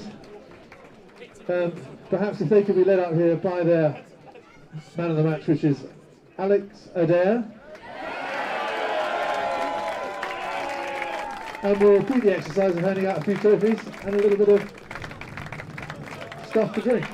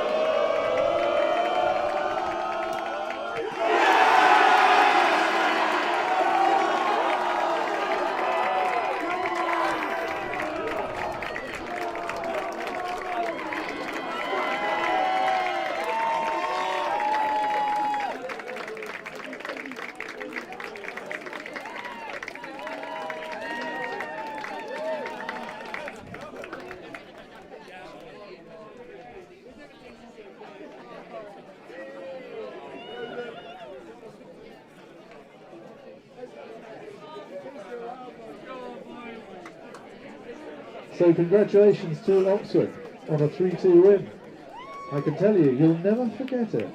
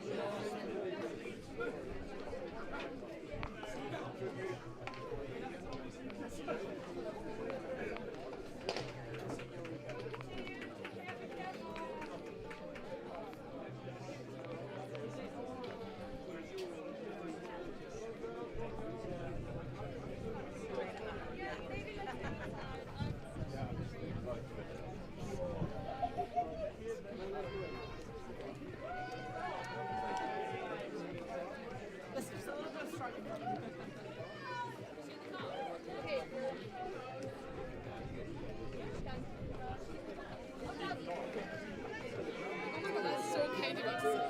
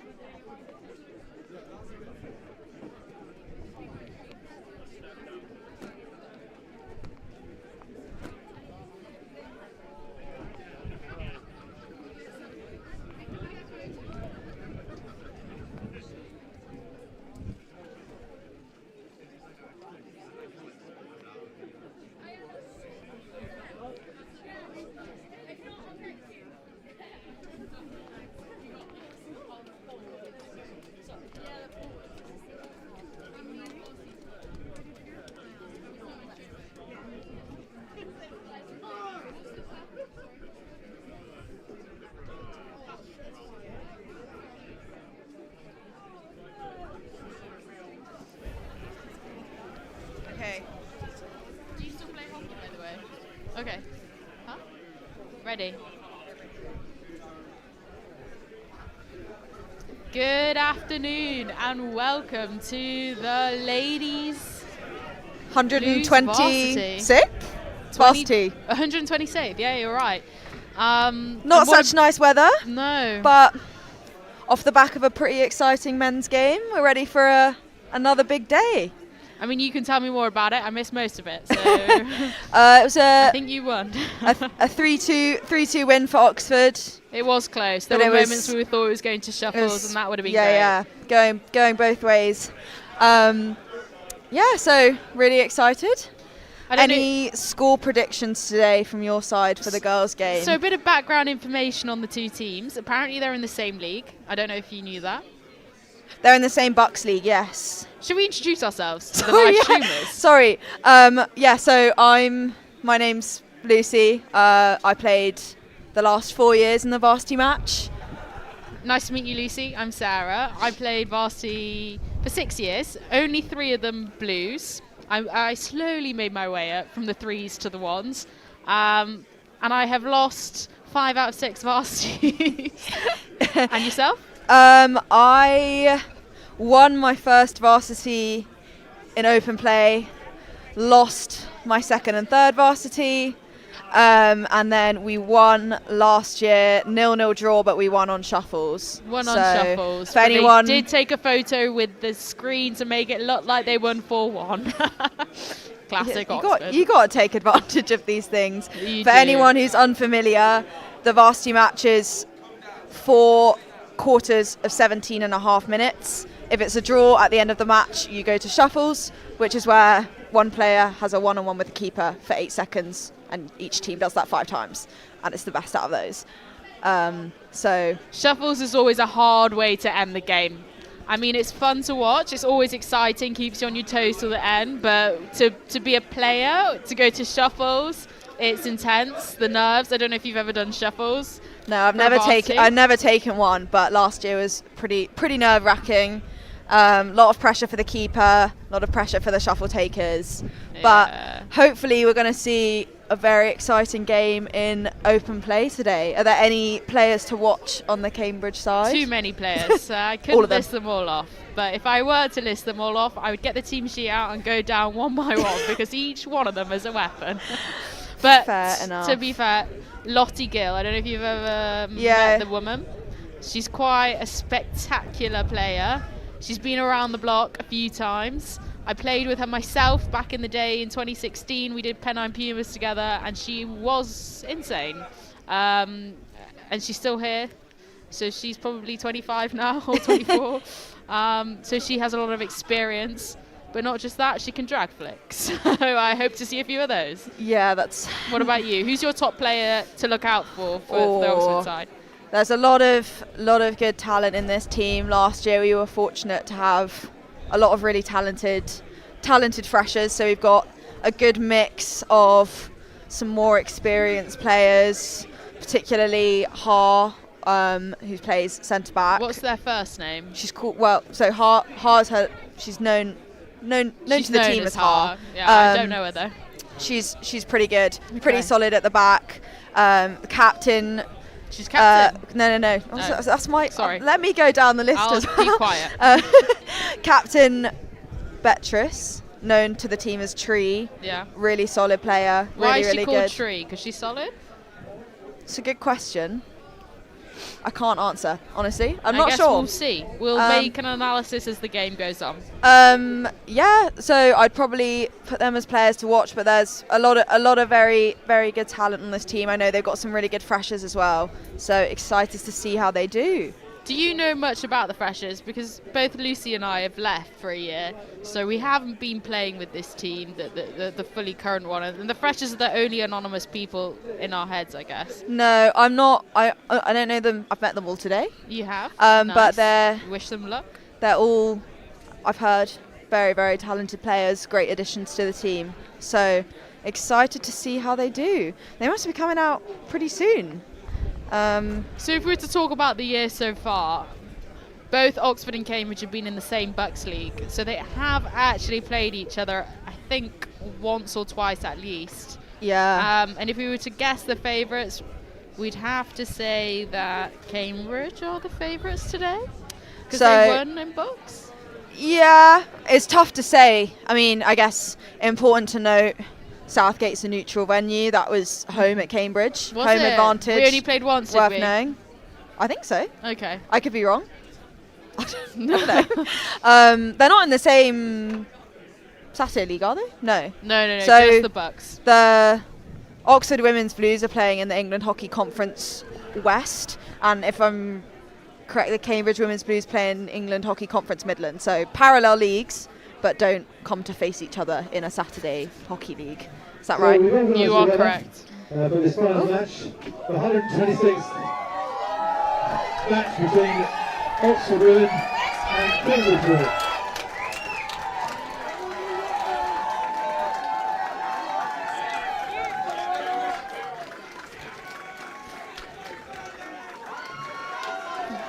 And the women come walking out. I've got to say, the Oxford kit is quite nice. I'm a big fan. Big fan. The Y1 shorts. Oxford Women in shirt order. Henrietta Capel. Number 3, Emily Hirsch. Number 4, Honor Wilson. The Cambridge boys would just like to say that they don't like the Oxford kit. They don't like their arms out. They recommend pulling the sleeves on the kit. Sorry? The Cambridge boys, just to the left of me. They don't like the Oxford No, kit. they don't. It's not my personal opinion, but I thought I'd relay it on to the people out there. Sorry, well, you know, I think... You think they look great? I think they look great. They look okay. Yeah. I know they put in a big shift in the weight room, and it shows. You all look great. Haters gonna hate at this Cambridge man next to me. Their opponents today, challenging for the trophy, for Cambridge, again in shirt number order. Goalkeeper CJ Wood. Number 2, Lottie Gill. Number 5, Millie Ely. Number 7, Jenna Khan. Number 9, Captain Kara Haspel. Number 11 is Lucy Wadley. Number 12 is Tilly Edwards. Number 13, Tabitha Evans. Number 14, Emma Furness. Number 15, Fenella Clark.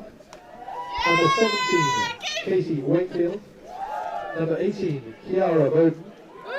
Number 19, Ellie Thompson. Number 26, Charlotte Morgan. Yes, Number 37, Charlotte Reese.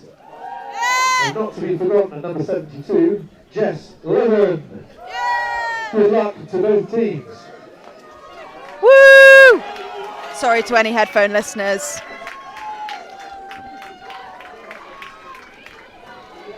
Oh, Evie Chappell has got a sensational looking new hockey stick over there. Everyone's looking ready to go. It's quite late in the day. I wouldn't choose this as a time of the day to play a hockey game, 4:30. No, it's always a nervous day, waiting around, watch a bit of the game before, watch the alumni game. Yeah. Worth noting that Oxford won the alumni game. No one cares. What was your pre-varsity routine? What were the thoughts going through your head? On the day? Yeah, I want to know a bit about it, Lucy. I think depends you're playing first or second. Yeah, good point. But I'd say you want to keep it as normal as possible for your match day routine. Yes. I always wanted to come into it feeling excited, not nervous. So just try and kind of keep it as normal as possible, and then when you get to the ground, you get to see your family, which is super nice, and you've been away at uni. If you've got family around supporting you, or see your friends, so that's always good fun. And then I think just keep it as normal as possible. I think varsity people it's easy to big it up as something more than it is. Yeah. It's just another game. It's just another game. Unfortunately, it never feels like that. No. And usually the first quarter is pretty cagey. Pretty cagey, for sure. So it looks like Cambridge have the pushback. Off we go. I've heard Oxford have switched to a back three. That is Ella Robinson on the right. Taking it forward. And don't know any Connie of the Oxford Pearl. players. Oh. Bit of early action. Yeah. Good for Oxford. Well walked out by Cambridge. That was good. And we regain control. The first couple minutes Jess always make Cotty on the cagey. ball now, vice captain. You just want to get your hands on the ball. Pass You want to about get a that little first bit, touch in for you sure. know, get used to playing hockey again, just in front of a few people. Yeah, it's always a tough day. Big crowd, not a good day to be a halfback, has to be said. Never a good day to be a halfback. Oh my goodness, this rain. The weather's pretty terrible, but do you know what's good about rain? It really levels out the playing field. Yeah, this is true. You know, You could everyone's argue struggling in weather like here. this, you might want sleeves, but Yeah, I couldn't comment on exactly. that. I'm a big fan of the vest personally, so. And Oxford come for a free hit. So some of Okay. the watchers might not know the rules of hockey, so we'll go through them as fouls As they show occur. themselves, yeah. Yeah. Okay, so there it looks like it's come off a Cambridge. Oh no, it's come off an Oxford player and the ball is lifted. So in hockey, you've got to keep it below kind of shin knee. pad height unless you're shooting at goal. And unfortunately, the Cambridge player has slipped over. They slipped over because the floor is wet, which unfortunately Oh, will happen to a goodness, lot right, of I our need to players come as the under day this goes on, cover. I'm sure. Does make for good quality TV. Okay, so when we've got a free hit in our attacking 25, you'll notice that they haven't tried to play straight into the D. It's because you can't. You've got to 'Cause they're play 5 scared. meters before you try and go Because they're a in. bit nervous, they thought they'd go around the back. You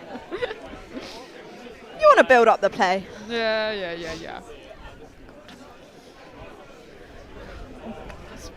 Aerial threat. Oh, aerial love an threat. aerial. Tabby. Oh, unfortunate that it's And C. Morgs goes on the end of it, passes it She's out kinda hit wide that to over her C. head. Bot. a bit of anti-skill there. Takara, but I the don't- captain. Oh, we're making play now. Oh, Jess and Oxford Cotty, just sort of what a pickup. pick it up, I guess. She has got Beautiful seriously, from Lottie Gill. seriously good defensive This is one of the players skills. I said to watch out for. Oh, and a battle. Because look at her That's go. tree. See, solid. But is it because it went back to Cambridge? It's too early for this. Let's calm it down. And yeah, we'll chill out. Oh my goodness. I'm going That's Tabby, the vice captain.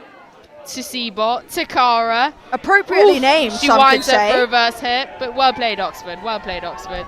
You put your stick in the I way. honestly Quick, didn't see, early but I'm out. sure it So was that's good. what we call a 16, where they just go sort of on. take it from the back. Right, so it is now going to be a Cambridge sideline. Ella Robinson sporting a very fashionable knee brace. I know she's been struggling with an injury this season, but it's good to see her back on the pitch. We love to see weakness on the Oxford side as a game. Okay, well, let's not champion injury. No. We wish her a quick recovery. I hope she plays to her full potential today. Good luck, Ella. I might need to. The weather is pretty terrible today. We are struggling under The rain is going into we're my sort of pint. under some sort of Oh my thing. goodness. It's not offering that much. Oh, it's going to feel like a tough day out for the girls. It's never nice playing into the rain. Never. Cambridge have at least got it behind them for this first half. Will that make a difference? Who knows? Oh, well, you don't want to be trapping an aerial when there's rain in your face. I wouldn't Great know. step I've from never Evie thrown an aerial Chappell, before. number 7. See, I told you that was a new stick. Go on, that's Emily Hirsch. She's got a bit of space now. Oh, Fabulous and cross. Just a bit too fast for her teammates, but that's okay because Cambridge. It was will- ambitious, It but I was. like the vision. We love ambition.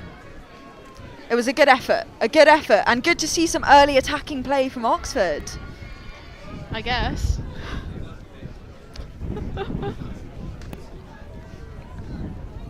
Comes out down the line. Cambridge have got the Oh ball. my Oh, goodness. just a bit too Good far for the captain. trap from Honor. Oxford Another get it on of their our reverse. many second Just years a in this little team. Oh, that was a very good reverse step from But Cambridge. Cambridge too easily Oh. read the game. Tabby's stepping forward with power and with force, making was that foul Oxford for? look a I didn't little actually bit see. silly. So just in hockey, there's quite strict rules about how you make a tackle. You've got to, well, actually get the ball. I guess similar to football for anyone watching at home. You've got to actually get the ball. You can't just whack their stick. Jess down the line to Seabot. Seabot putting it into the That was D. lovely Oh, link we up might from get Cambridge. something. But Jess Cotty is there. Are there two Cotties? So, I've heard the name Cotty before. Megan Cotty, former Women's Blues captain. I'm sorry, I've just got to stop for a moment. Jenna Khan, just with that little moment, gorgeous. Across the D, flat Good step six. from Harriet Miller. Always Really there. important time there for Oxford's defence, That's- and it's they a- really stepped up. That's Good for them. a Oh, and we're high back. pressure moment in a varsity match, Oh, and she stepped up to the mark. She did. Good Oh, for her. and there's a bit of biff between, is that Bit of back and forth. Harriet Miller and 33 and Jenna. former Spencer player actually from my junior club. Oh, Lucy's Junior Club. Shout out Shout Spencer. out. Shout out Jenna. Is it her first Blues It is varsity? her first Blues varsity. Great to see her getting a blue. You love She's to see also it. sporting the knee brace. I guess it's fashion these days. Guess I'm a bit too old for that. Jess Cotty in the right place again. You like to see that. Oxford This champ. is Hart on the ball, passing to Claire McFall. Yeah, Pressure well from taken the out. freshers. Well taken So out. our from Honor. forward line has changed drastically. Back in the day, a year ago, I was a forward, and there were various people that were forwards called Seabot, who is in defence now for the Cambridge squad, and also Emma Finesse, who's also now a defender, which is Hang on, pretty we've had radical. a bit of. There's a bit of. I don't know. There was a bit of aggressive whistling from the umpire there. I think it's all okay. Sometimes, yeah. Sometimes umpires do too much. Important step. Sorry to interrupt. Thought there was a bit of. I was just in my flow there with my speech. Anyway, so as I was saying, Emma and Seabot, previously forwards for the Cambridge squad last year, now defenders. It's a pretty radical move from forward to defence. What's interesting, that you might find interesting, they're both blues for cricket as well as blues for hockey. That's I respect pretty special. It's a similar skill set though. Hand-eye coordination. And the skills are transferable from cricket to hockey. I mean, it's all a stick and a ball, isn't it, really, at the end of the day? So I'm excited to watch that play out. Do you have any double blues on the Oxford side? Oh, we got a couple. Actually, that's not true. Ha, number 2, our centre back, double blue. So this will be her third Blues varsity. Again, such a solid player. Harriet Miller on the ball at the moment, actually. 2 blues. No. I mean, do they do another sport? Oh, sorry. That's No. a fair point. It's I alright. don't know. Probably not. It's fine. Wait, give me a second. I reckon there must be at least one. But maybe not. They just I guess live, we're breathe just hockey, hey? multi-talented over in Cambridge. Oh, and a nice little stop from Seabot, showing us that you can be a forward and Great a defender. pick from Emily Hirsch. And there is Emma Finesse being a defender. It's pretty shocking to watch, actually. But Rosie she's- Chen applying pressure to the she suits ball. the position. What a great tackle. Moves it on. Cricket from Frem. Maybe she has a cricket blue. She certainly Maybe should. she should try for the cricket. And it all stopped for a Cambridge 16. This is Emma Finesse on the ball. So it looks like Cambridge have a free hit. Bit of Just back and taking forth. the intensity out the game. It's always a smart move. Yeah, slow it down. Oh, Gather yourself. Harriet Miller has fallen over. She feels hard done by there. Oh. Yep, okay.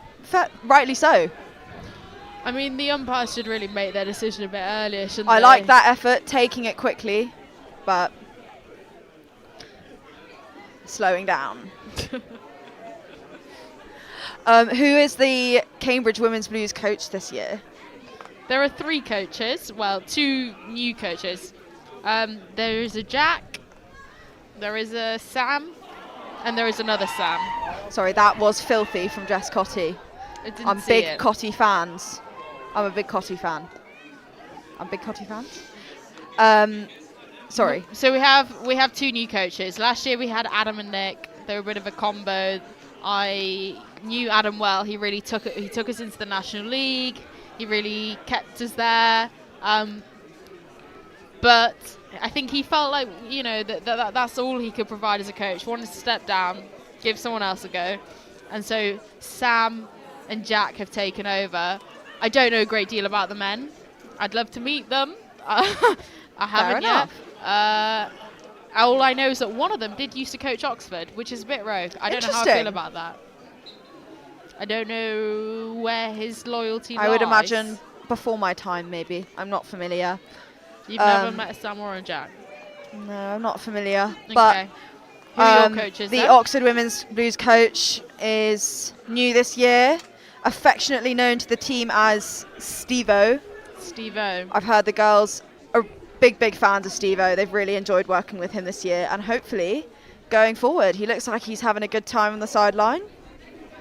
Does he? Yeah, look, he's smiling away. Always good to see Steve-O smiling. Always. Coaches make such a big difference. I mean, like the attitude, I don't know what type of coaching style you really prefer, but for me, I was always a kind of person that would appreciate like a relaxed, kind of happy, positive vibe coach rather than an abrasive. Oh, free hit taken well nice by Cara. number 9 from Strong. the Cambridge side. Honor Whittam lets that not go through her. And here's Katie Wakefield on the ball. She passes it to Emma. Emma takes a few steps forward, tries to get it through. I thought that was a bit of a tactical foot from the Oxford player. Oh, Cara with the But big she's played it off step. well. Seabot tracking her down as they go. Oxford having a bit of back and forth. About time they made a few passes. It's good to see some good possession play from Oxford.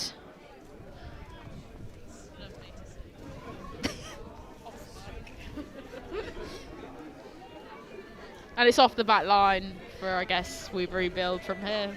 So if it goes off the back line, oh, actually, it's a sideline. Sideline. It's a Cambridge sideline. That's not where you want to be taking a sideline. No. It's difficult because there's not that many places you can go. Unless you have an aerial, at which point you could get out from anywhere. Good defensive work from Jess Cotty. Bit of biff from the Cambridge player.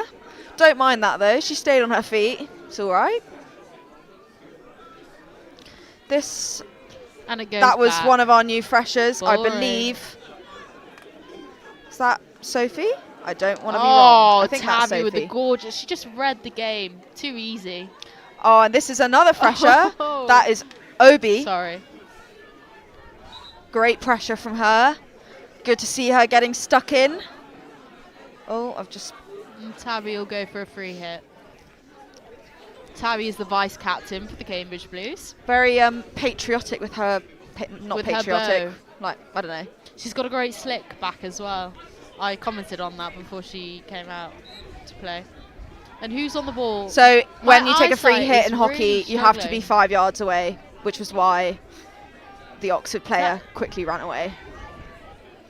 For anyone at home who was unaware. Great step from Claire McFall. Beautiful. The Cambridge player makes an interception but can't quite hold on to it, so it's going to be an Oxford sideline. Are we still in the first quarter? Maybe. This is Sophie Watts, a new fresher. Very, she very new? solid player, I've I heard. think I met her last year at Varsity Ball. She bears an uncanny likeness to the previous number 11, Emily Shavassi, Yes, who I Jenna. think is watching Really from her good medical defensive play. elective. Sorry. Old Blue. Yeah. She bears an uncanny likeness to her. I think I took a selfie with the other one. She's a fresher, so Okay, but probably never met her I'm then. thinking it probably wasn't her, but Probably not. it's good to see her getting a blue.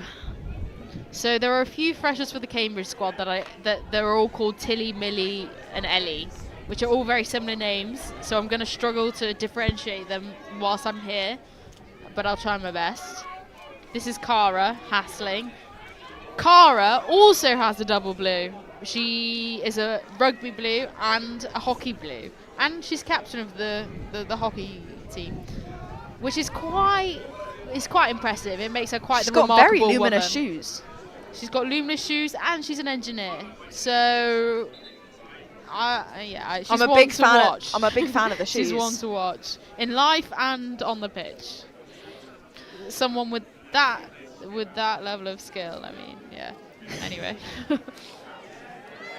Unfortunately, oh goodness, And the aerial ball into goes the out crowd. the park. Thank You God want to it watch didn't hit out for those. anyone's head. Important as a spectator to be paying attention. Exactly. Yeah. Never know when a hard rock ball would come your way. So the score's still 0-0. I'm We hoping to expected see some this. goals. I want to see it open up. But we knew for the first quarter that it might be a little bit slow. It's a big occasion. People like to settle into the game. Yes. People want to just get their first touch in. They don't want to do anything too dangerous. I'm hoping in this next quarter we see dives. Both of the teams really get stuck in and move it forward. Oh. That was Tabby, I believe, who made a good steal. Tabby a good effort. To Katie to Emma. Emma short. Great tackle from Tree, the captain. Unfortunately, it's just gone off the side. Emma's winding up. Oof! And that's the cricket power coming through. And this is Ellie, Millie, or some. So it's a useful skill to be able to move out of defence like that. Whoever that was, I think it was Tree. That was pretty awesome. Oh, yes, oh Cara. My goodness. I feel interesting.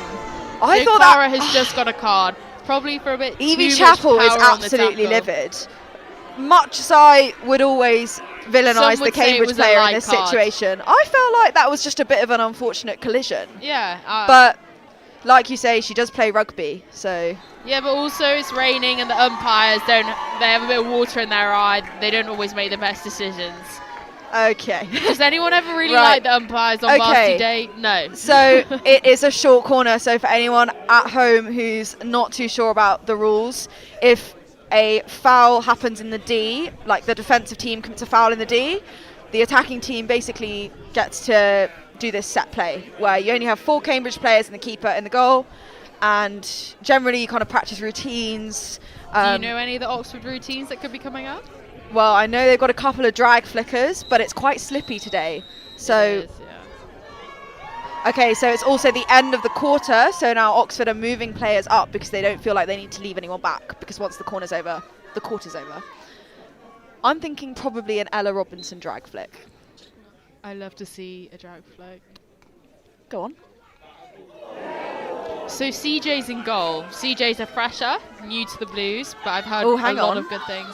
Are you doing a The reading? Oxford players are appealing for a foot in the D. They're all looking pretty oh, yes. Well appealed.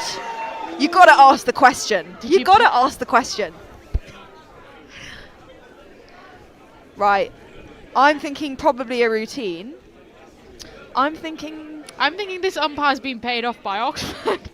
Whoa, whoa, whoa. Okay.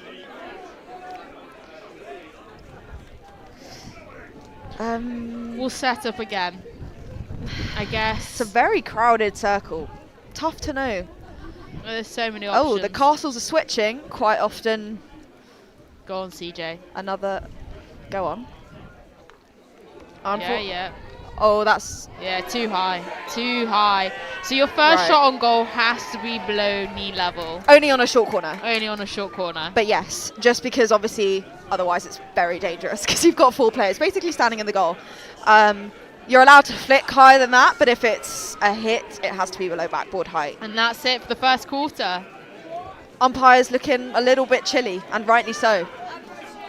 It is freezing.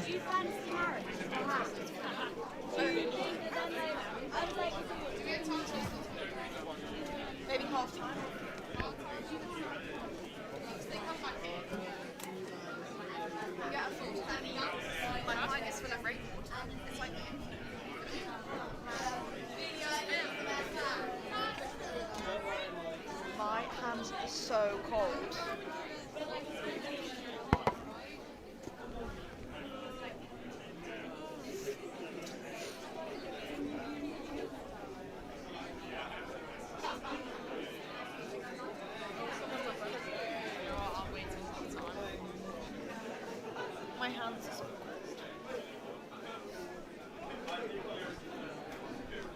It's pretty tough.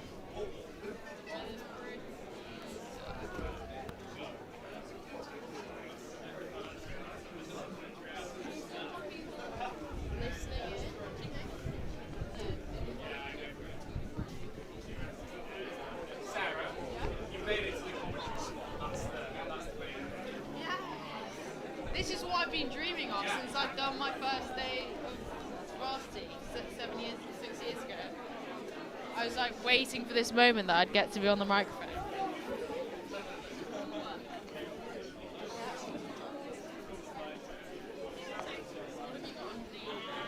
I've got.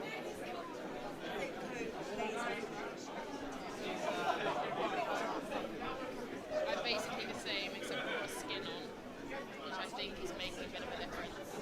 Oh, the umpires look like they're about to call time. The Oxford players are coming out. So far, what are your thoughts? Who's providing the most? Not that you're biased or anything, but yeah. I think it's tough to say. I think Cambridge have seemed very controlled in defence, but I think Oxford have done well to make some good chances. Winning a corner is a good attacking chance. It is. I think in this quarter we'll see it open up a lot more. That kind of everyone's kind of got their touch in. They have. People are ready to play this kind of fast attacking hockey that both these teams are really good at. So we have Tilly there pressuring the ball, second year. Really great to see her getting her blue today. Lottie's got pace, she's got skill, she's got experience. There's actually nothing that Lottie doesn't have. So I would step back if I was an Oxford player and just respect the quality. Nice little move down the line. Oh, that's unlucky. A tough one to trap on your reverse, in fairness. A good effort from the Cambridge player. We appreciate your compliment.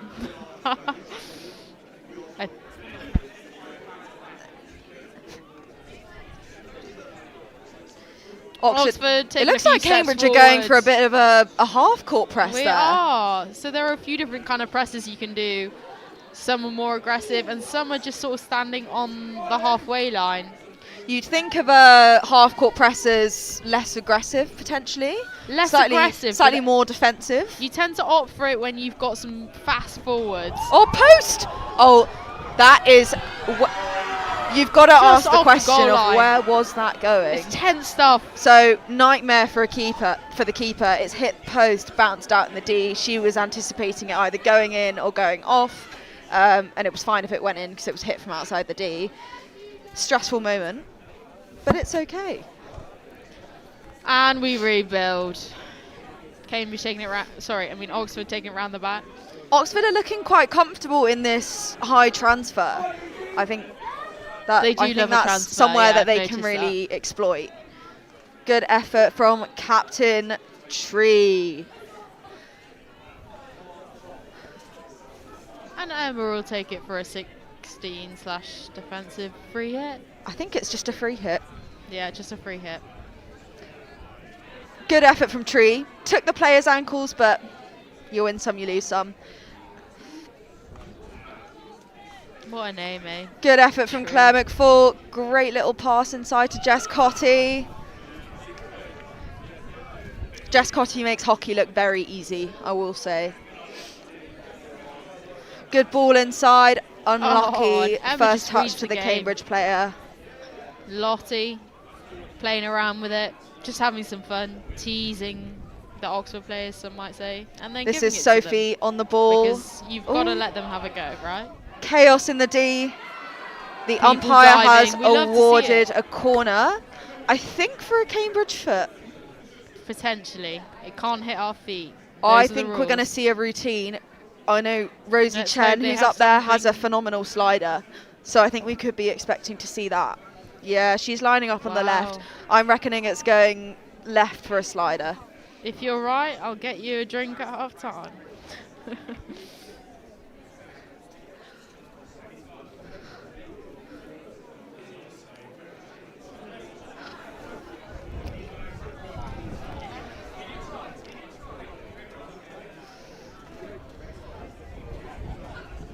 think we're going to see a Tilly Morgan deflection. Let's go, CJ. Oh, maybe I was wrong. No, I was wrong. No, oh, you're she's wrong. just hit it. I think maybe the She's hit it quite badly, I'm thinking. right into her own I team think member's feet. I possibly. guess you'll owe me a drink at half time then. Possibly the routine was not what they planned. Nice, great I think the aerial. runners came out pretty Beautiful. quickly. Fenella gets it under control. Yeah, Tip-tap, good tip-tap. from Claire. Collecting it. Not in your Her house, looks great. Claire. Oh, and Cambridge. Bit will of a take the wild long corner. touch from Jess Cotty, but we regroup. An important wild touch. I've got to say, it's actually quite difficult to see who is who in the rain. Absolutely. Apologies to the spectators at home. I will try and make it as clear as possible. Cambridge will take it back. They'll pass it a couple of times. They'll build up play. They'll wait for the right Cambridge left back opportunity. does- Oh, and a hit like that. I thought she You saw would something. love She was that for really a pointing. fullback. You just love to see it. Pure power, pure accuracy. It's just a shame forwards couldn't quite get on the end of it. But that's the life of a forward. You're constantly getting hit balls. You never know what direction it's really going in. And you try your best to get there.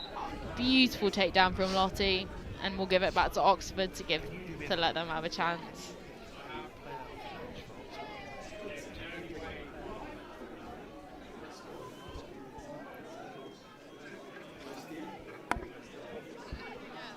Give me a bit more time to. Oxford taking it round the back. See, such composure from Ha. Not sure if you'd call it composure. Jess Yeah, Cotty. actually, to be fair. Every, To be fair. you see, she makes it look very easy. Yeah. Respect. Respect from me to Cotty. Jess Logan gathering the ball, looking at her choices. Seabot, deciding to take a step forward. That and was the taking on right four ball. players, and then passing it to her captain, Cara. pick. Seaborgs.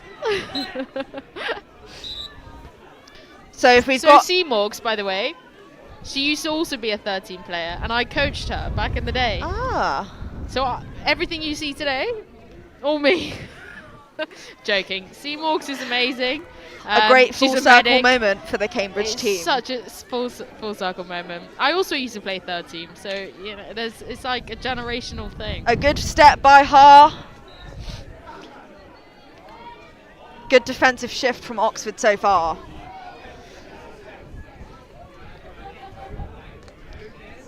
Got to say the supporter numbers are looking a little bit depleted on the sideline, I think, because You can't blame them. You really can't. it's pretty I think cold. most of them are taking That shelter was indoors. some good skill from Evie Chapel. Yes, bit of biff. Lottie. Bit of contest there, but Defense. Evie wins the ball, so Defense. Evie wins. Nice, Jess. Jess just covering up at the back, making sure everything's safe. I don't know if you knew this, but Jess, at the age of 12, won national champion for chess. Interesting. Yeah. Good for Jess Logan. Good for her, hey? We love a strategical player, and you could just sort of see it play out, the manifestation of having that chess knowledge. She reads the game from the back and does stuff. Well, it's always important to do stuff. It is. Here's Tabby taking the sideline for Cambridge. She looks a bit unsure, but I'd always say there, you want to go round. Oh, never mind, actually, you don't want to go round the back. Go on. Oh, a corner well won by number 8, Connie Tapel. A corner. Sorry, I was going to say that the safe ball is always backwards, but the Oxford forward did very well to get there. Unfortunately, I missed it. Oh, time. The umpires are stopping time. Let's just see what's going on.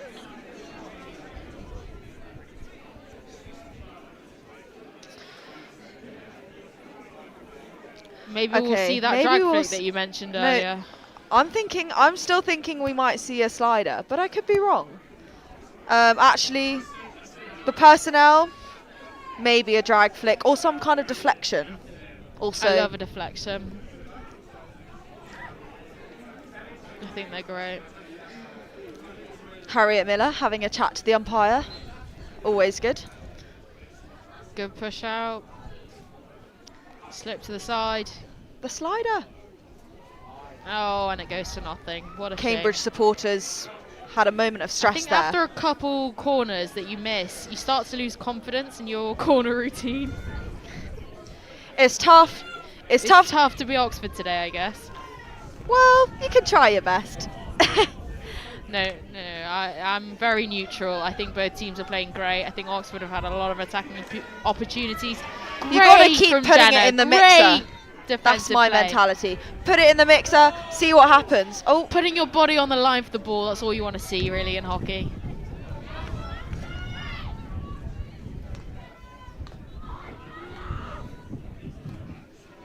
Passing around the back, building up play for Oxford, coming down into the centre. Cross out Claire wide. McFall wants it out there. And Jana with some really good So defensive she's play. there. She's tactically played it onto the opposition player's foot to win a free hit.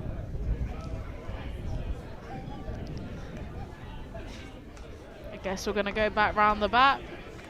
Jess Cotty is looking quite defensive at the moment, actually. Oof. Bit of power there. An absolute bullet in by Harriet Miller. Cambridge have managed to clean it up. And we'll restart with a 16. Oh no. This Well is not won what by you Connie want. Tapel. I felt like that. Oh, but she can't quite take any sort of shot on goal. It's a shame. Emily Hirsch is gutted to not get that quite in the goal. I know that will be in her Strava caption tomorrow. It's the sort of thing that you look back on and just think, I could have done more. I think she put in a good shift there. It's never where you want to be, not the angle you want to be shooting from. Nice, Lucy, out wide to Seabot. Seabot down the line to the Fresher. Sorry, Fresher, don't know your name. Tilly, Ellie, or Millie. Seabot Good getting effort it back from to Jess the Fresher, Cotty, number 5. but the ball turns over to Kate. Oh, Jenna can't even keep up with taking the control turnovers. of the ball. a Taking it lot back to of Lucy. Lucy just playing around with that Oxford goal because it's too easy. Emma gathering it to Jess. Go on, Jess. To Jenna. Oh, to Seabot, sorry. That's good pressure from All Ella dark hair. Robinson. Sometimes you can't help but mix up the names. Back to Emma. Just gathering. Oh, and Absolute a wind golf up swing. I don't down mind the it, though. line. Pure power. The cricket skills all coming off. I bet she hits a few sixes when she's on that cricket pitch. Bit of a battle there, and Cambridge seem to have won. That's what I want to see. Back to Lottie. Oxford entering Lottie to into Katie. quite an aggressive press, I would say, for this phase in the game. But I like Katie it. to our captain, Cara. Oh, She's nice got good little hands. step back. Beautiful hit. Oh, go on. What a tackle from Har. Umpire, it's not about you. There we saw goalkeeper Hilary Hawthorne getting her first touch of the game. What a save. Nice to see Cambridge put a shot on goal. Yeah, good to see a bit of action in front of the goal. It's a cold day to be a keeper. You want to be involved. Not too much though. Don't know why you...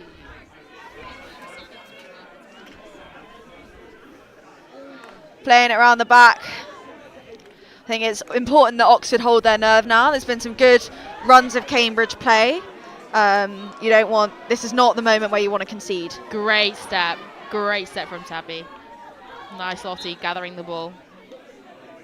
The Umpire umpire already gives it to didn't Cambridge. like probably could that have slide tackle, probably but could have let the game play a bit more. Yeah. Probably didn't need to blow the whistle.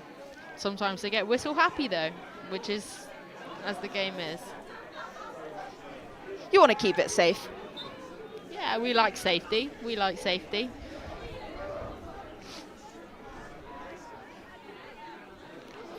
Cambridge taking a free hit. To Jess. To Seabot. I think this is Fresher Obi applying pressure to the ball. Seabot doing some little skill. Seabot little flicking it over That a was couple Oxford a very sticks. good It's too pass. easy. And Lottie well done to just Har playing for around getting a because tackle in she there. has pace and skill. To can't quite see. This is where the rain becomes a real difficulty. It's not really where you want a free hit in that corner. It's difficult to make something of it. I think that's why they took it out of the corner. Good step from Jess Cotty. She's got a bit of time now. Really Let's see what they can do with it. They were in trouble otherwise. Oh, great pick up from Fresher Josie. Let's see what the Fresher has. She's hit her foot. Interesting play of advantage, but I don't mind it. Beautiful Good save from hit CJ. on just goal. batting it off to the side for a sideline. Her eyes are on the ball. That it's was hard as a keeper. a good play of advantage.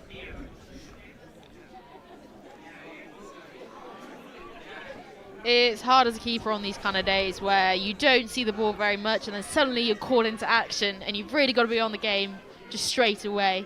But CJ showed that she has her eyes on the ball. Is this quite her literally. first Blues Varsity? It is her first Blues Ah, Varsity. good to see. She's rising to the occasion. Rising to the occasion in the bright fluorescent pink outfit. I quite like it, matching the captain's shoes. I think it was on purpose. That's a good step from Fresher Obi. It's a bit Lottie's scrappy this got the quarter. ball. I think both teams could look to kind of build a bit more extended possession. There's been a lot of turnover. Yeah, Which is natural, like we say, as it kind of opens up into more attacking play. People are willing to take a lot more risks.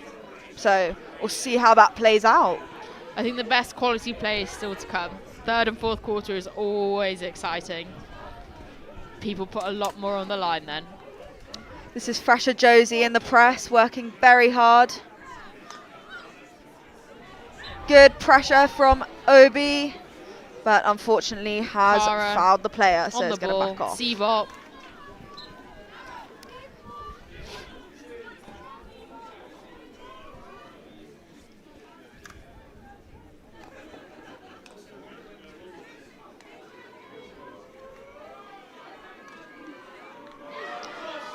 Oh, go on, Sean. That was good skill. Sean. Great step from Harriet Miller.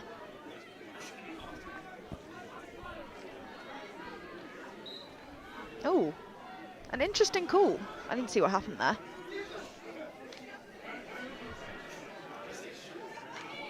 That's a good clearance from Tree. She's taken the sting out of that moment.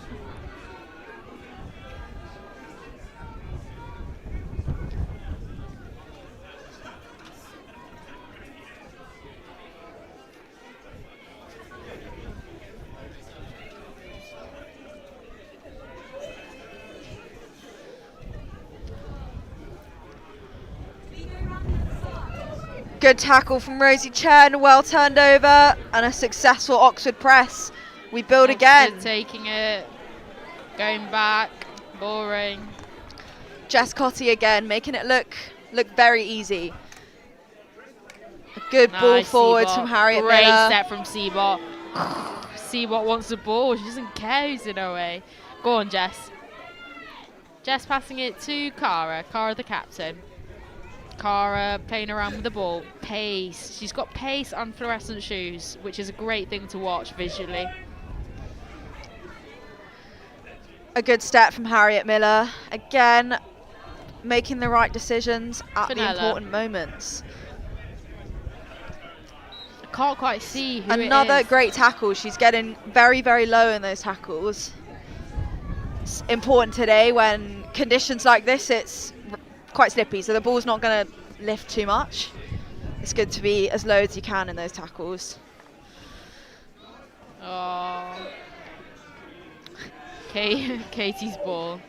Evie Chappell tried to play off her foot. Jess with a but quick pass. Beautiful find to Lottie. Lottie taking it forward. Lottie's great step from Harriet Miller. Lottie Such an important hassling moment to for it make that back. step.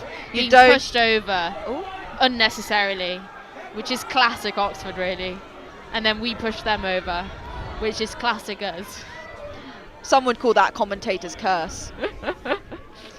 Some would call it good old Varsity vibes. She does a phenomenal piece of skill, To but Seymour's. unfortunately just can't hold on to it. Oh, Oh, and that's a big whistle. It's It's half half-time. time. It's half time. Was hoping for a card there. And we will leave you for a good 10 minutes and come back.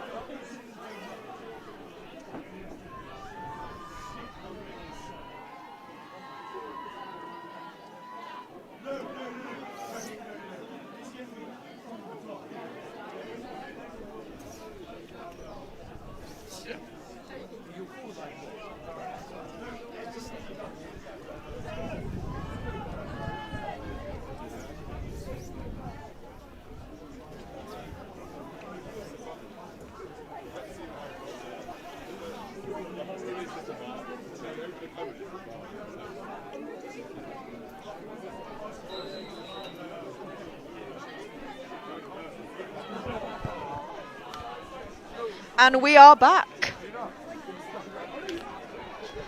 I've lost my fellow Cambridge commentator, but you don't want to worry about that. They don't want it.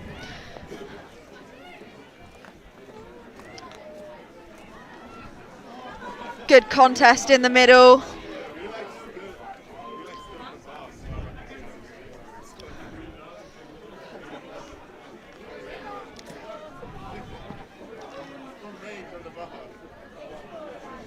Big second half to come.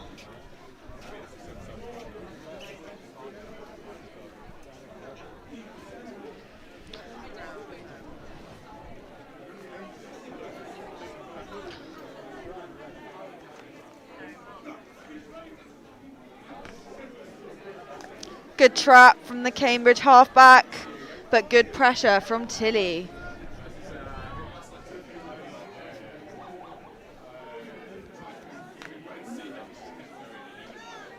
You love to see that from Tilly Stephen.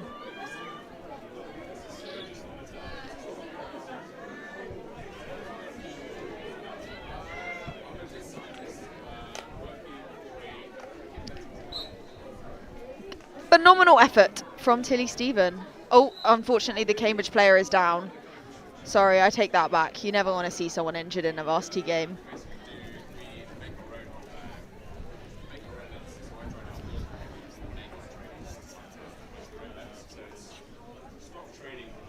Oh, she's seriously down.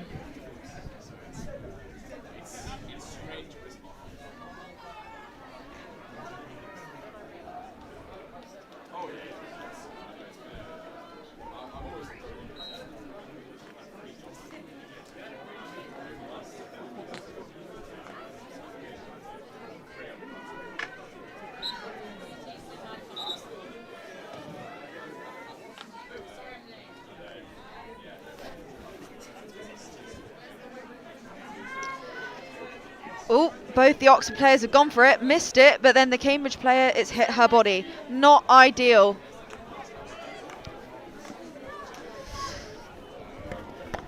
Yeah, good effort from Sophie Watts. Sorry, I'd also wait like for to my formally voice. apologise for, I think, getting Tilly's last name wrong. That is Tilly Stephen. Phenomenal forward.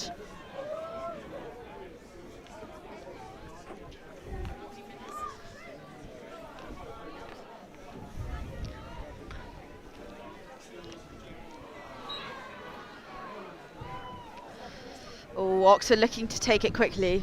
And But unfortunately, it's not their ball. coming for a free hit.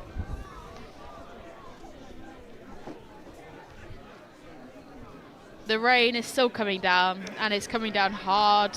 The girls are powering through. It's painful. It really is painful. Oh, and another big hit down the line, and poor Oxford can't even stop it. Oh, let's go fresher. Good tackle from Number Hart. 19. Ooh, dangerous position. Oh, Wide it's a of the great post. hit. Just not. She's got a good quite little in the goal swing angle. on her, that defender. You love to see that. We do, and do you know what? She plays cricket. And it's an Oxford 16.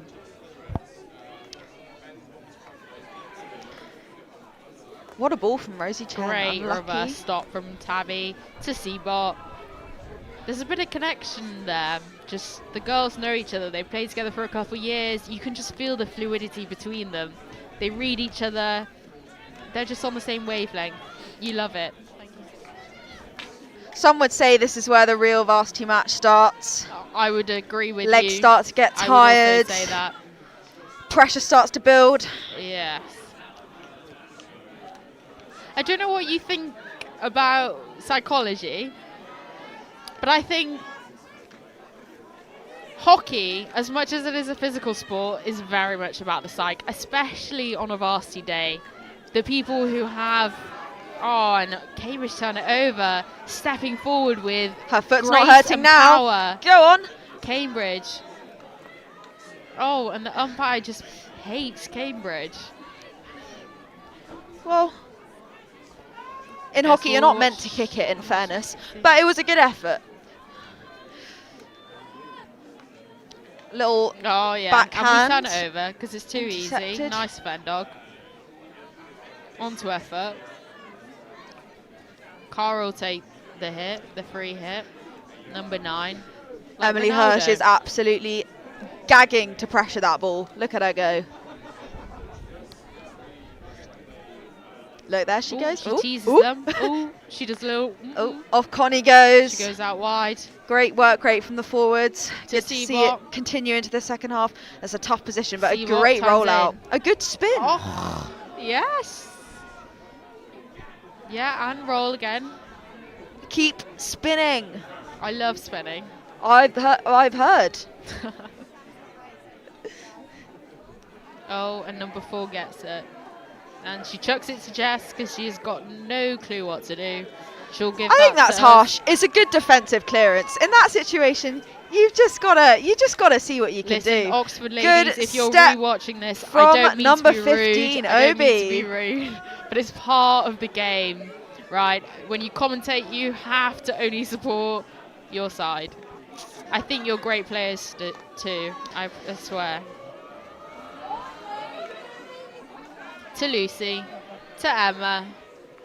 A little second year on second year action. Jess, little sprint round. Not even giving Oxford a look Yeah, at good the pressure ball. from Honor. Lucy, little drag. Emma, looking around. Emma is the playmaker today. She really is just looking. She sets things up. She gives a hit when she sees it. She's got the brains. Oh, and carry she's got out the power. back. Good step from Tree. Some random person steps That is through, my captain. and it's a captain. Yeah, good ball down And the she line to passes Emily it down the Hirsch. line, and luckily her friend gets Oh it. my good She lord. whacks it, but too hard. You got A to good read your effort. players, you know. Put it in the mixer. Oh.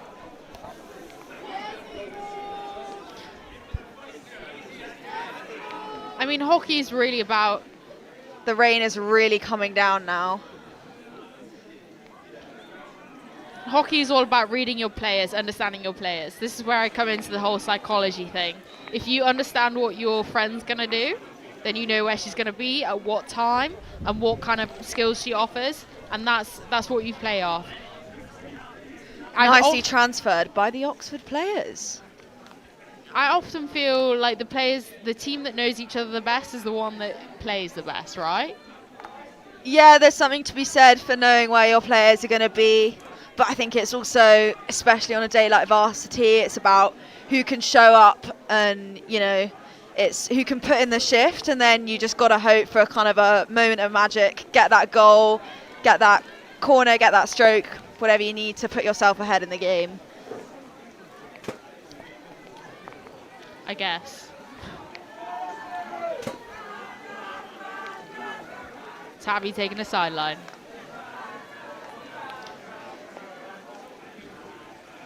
To Jess. Jess going out wide.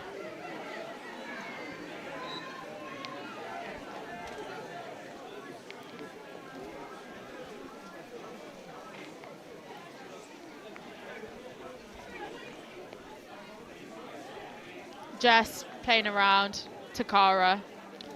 Nearly a phenomenal turn, but that is a great pick from, I think and that Oxford was just can't Obi. quite control the ball. It's a shame. Not really. Jess taking a 16.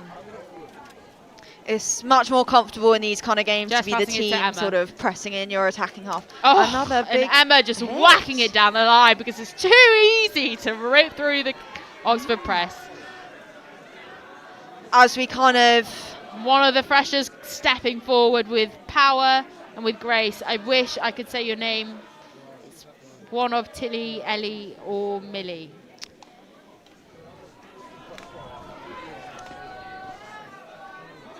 That's unfortunate for Cambridge. We'll go for an Oxford sideline. And here we can have a bit of a look at the Cambridge press. What are we working with here? It looks like a They've gone for a bit more zonal press. attacking. Yeah, none of this half court. No, And I'm a fan of that. yeah. Be a bit more ambitious. See what you can get out of it. Great We watched- turn from Jess Cotty. We watched a lot of half court with the men's game, and that didn't do great for Cambridge. They lost.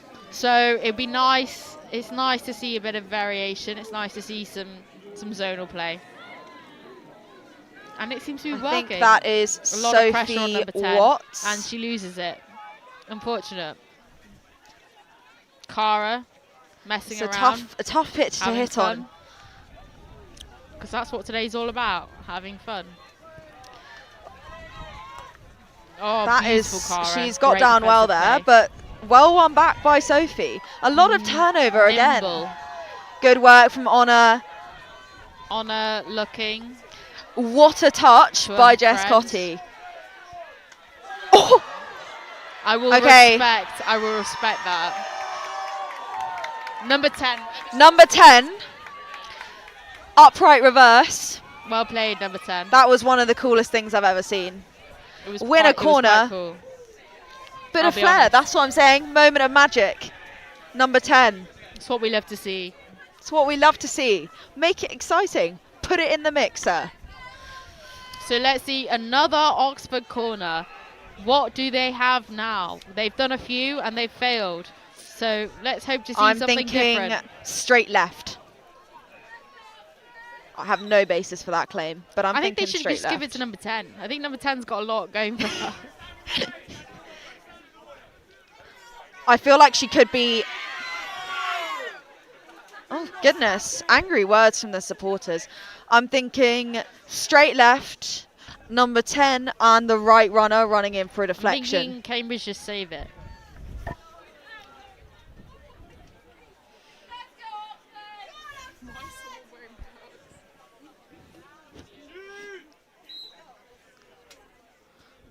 Oh, I was wrong. Well, I tried. I did say give it to Go number on. 10. Oh yeah, Cambridge defence. Number 10 has got... Number 10, Sophie Watts, has a goal in her. I can feel it. She's really looking to get involved. That's what you want. First varsity, great to see her getting so involved. Good pick from Claire McFall, playing it out right to Ella Robinson, burning down the side. And it goes off the back line for another Well, Cambridge it ball. was a foul, in fairness.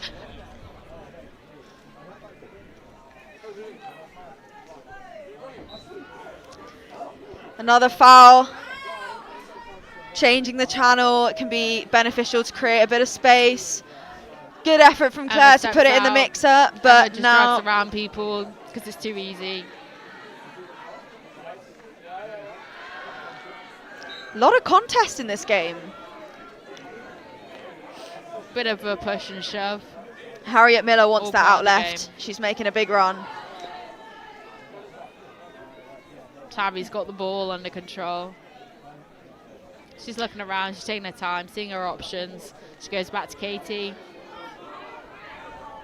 To Tabby. Go on, Tilly. Tabby drags it round wide. Good win from Honor. Cambridge still have the ball. Oxford are making some noise on the sideline unnecessarily, as usual.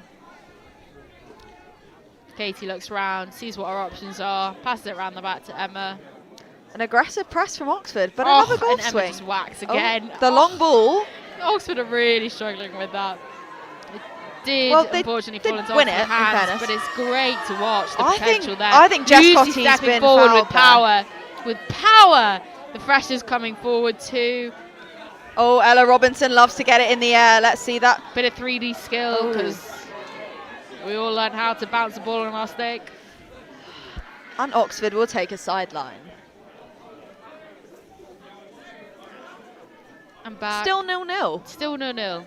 Not quite the goal fest I was hoping The for, but a shuffles highly might be- competitive match all the same.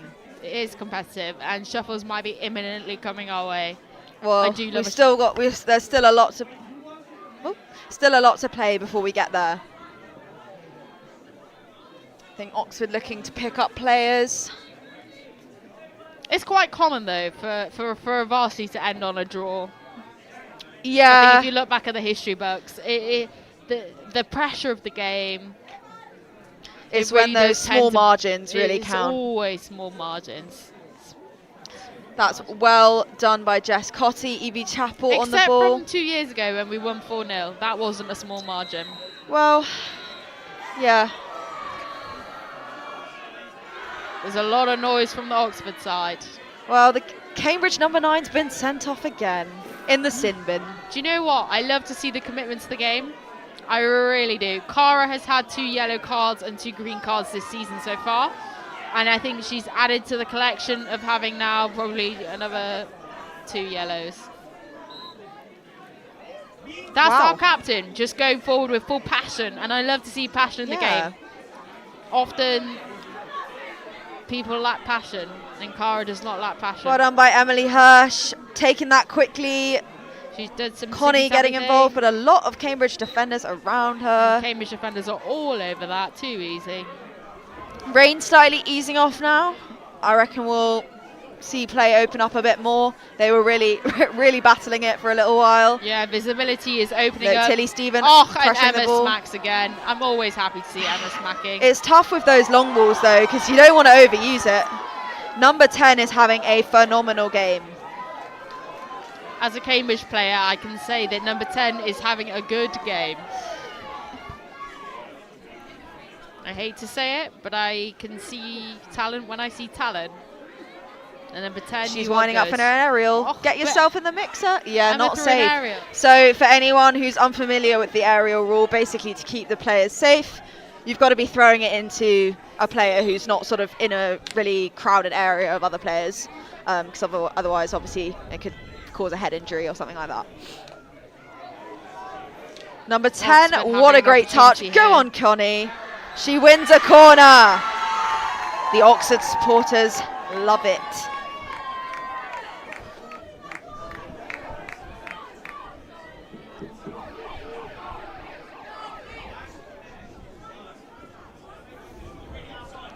What can we expect from this corner? You've had about 5 so far. Well, every prediction I've made has been wrong. So make another wrong one. I want to see a goal scoring opportunity for number 10 because I can tell she Yeah, wants genuinely, put it on number it. Not 10. that they don't. Number They 10 all want will it, sort but the game I think out. she's got a goal in her today. She's really in the game, so I would give it to number 10 if I was on the pitch as an Oxford player. But hopefully they don't give it to her. Go on, Cambridge.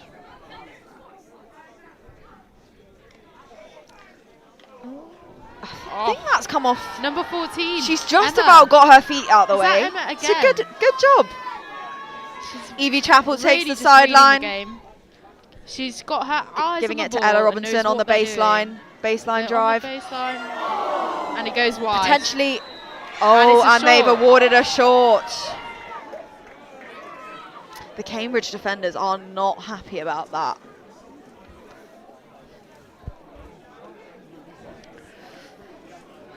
I'm thinking there's a lot of good goal scorers in this D right now. Jess Cotty, Emily Hirsch, Ella Robinson. All of them have definitely got a goal in them today. Is Tilly Stephen on? She's got a goal in her as well. Yeah, there she is. Oh, is it a stroke? It's a corner. That's not ideal to wind up to take a stroke on a corner, but I like the enthusiasm.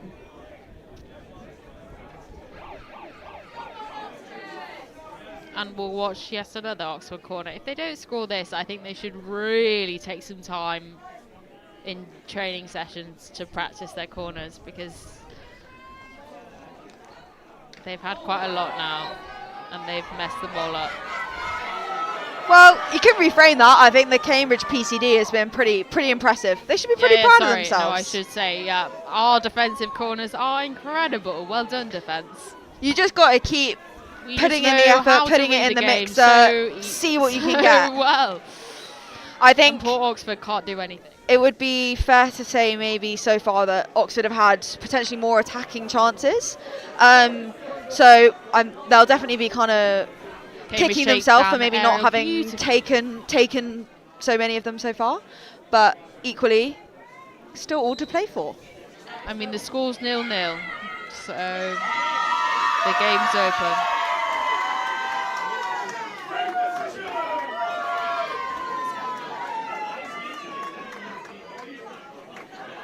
Did we take our keeper off? How did we miss You that? just swapped your keeper. Has Oxford just swapped the keeper? That's pretty crazy behaviour. I feel like our Usually keeper we might take have one keeper gone to off. a game.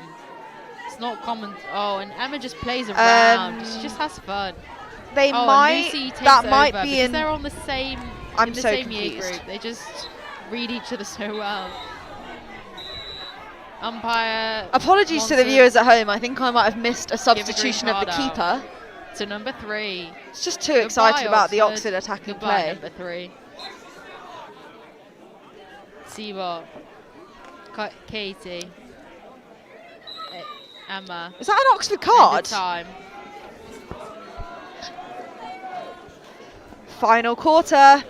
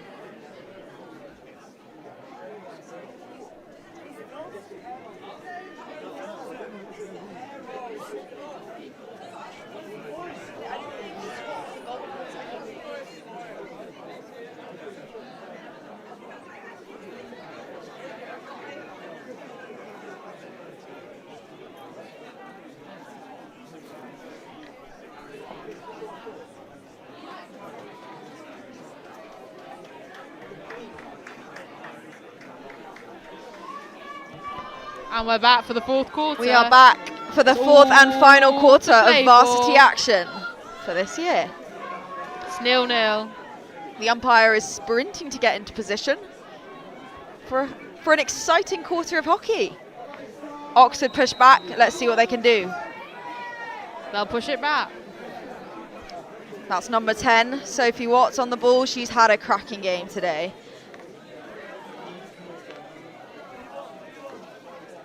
Evie Chappell moves it right to Claire McFall. Oh, and they've played it into a little Straight bit of into danger Cambridge there. hands. Classic. Tabby on the ball. Jess. Ella To Robinson Seabot. applying pressure to the ball. Seabot doing a little drag. To Emma. To Oh, that's unfortunate. Tabby Not where covers you it want to up. have to And make you know it. you can trust Tabby to sort That was things well out. picked up, in if fairness. there's a problem. A good Seahawks shift.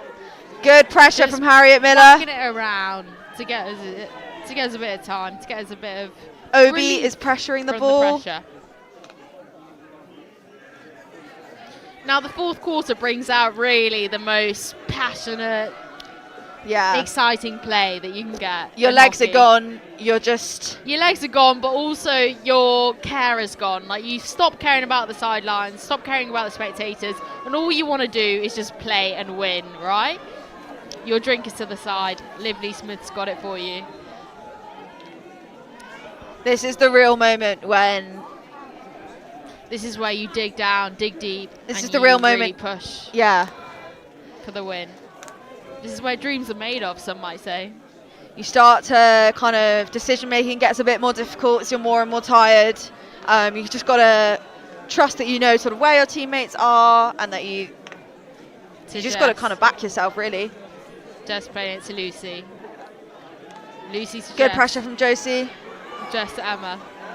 Good composure Emma to from the Seabot. Cambridge backs. Seabot chucking it forward. giving Good it a step go. from Claire McFall, Number getting 5 takes it involved. over. Sorry, Fresher. 12. Also Claire McFall Fresher. running back.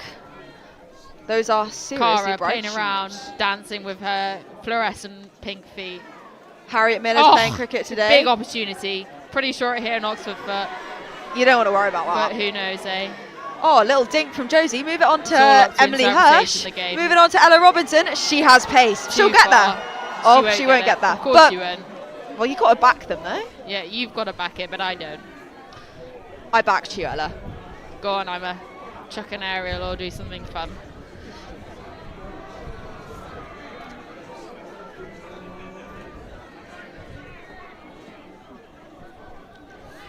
She went back to Jess, back to Emma.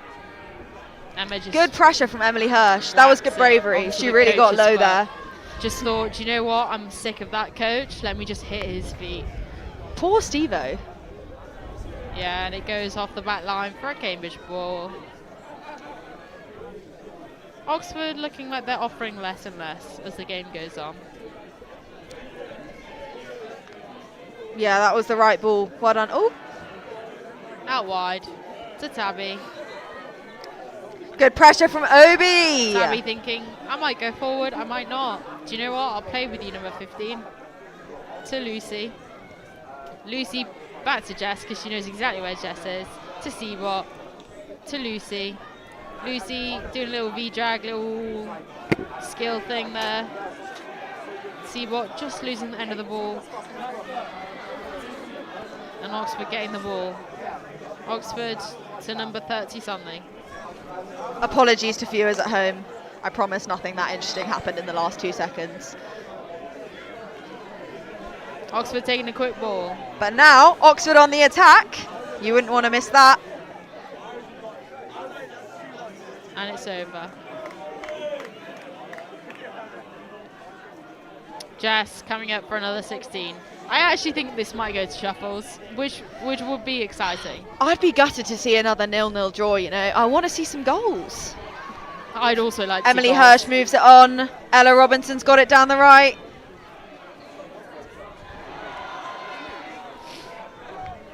Oh, my. See, at that point, wow. number 19, Josie, you've got to celebrate that.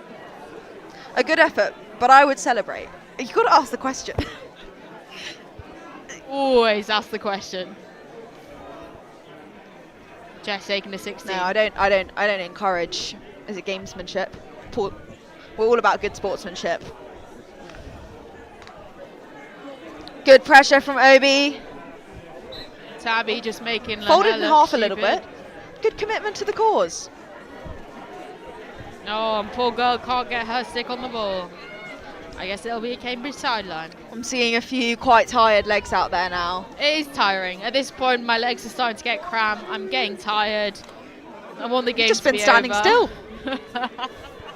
I don't mean me right now. I mean me a few years ago. It was a tough alumni game, in fairness. It was very tough. Cara Good pressure from Harriet Miller. playing some skills. V-drag, double drag, Indian dribble, whatever you call it, to a Cambridge person. Jana Oh, in the D. well and it's out. a Cambridge foot. A high pressure moment. Good thing we had a keeper, hey?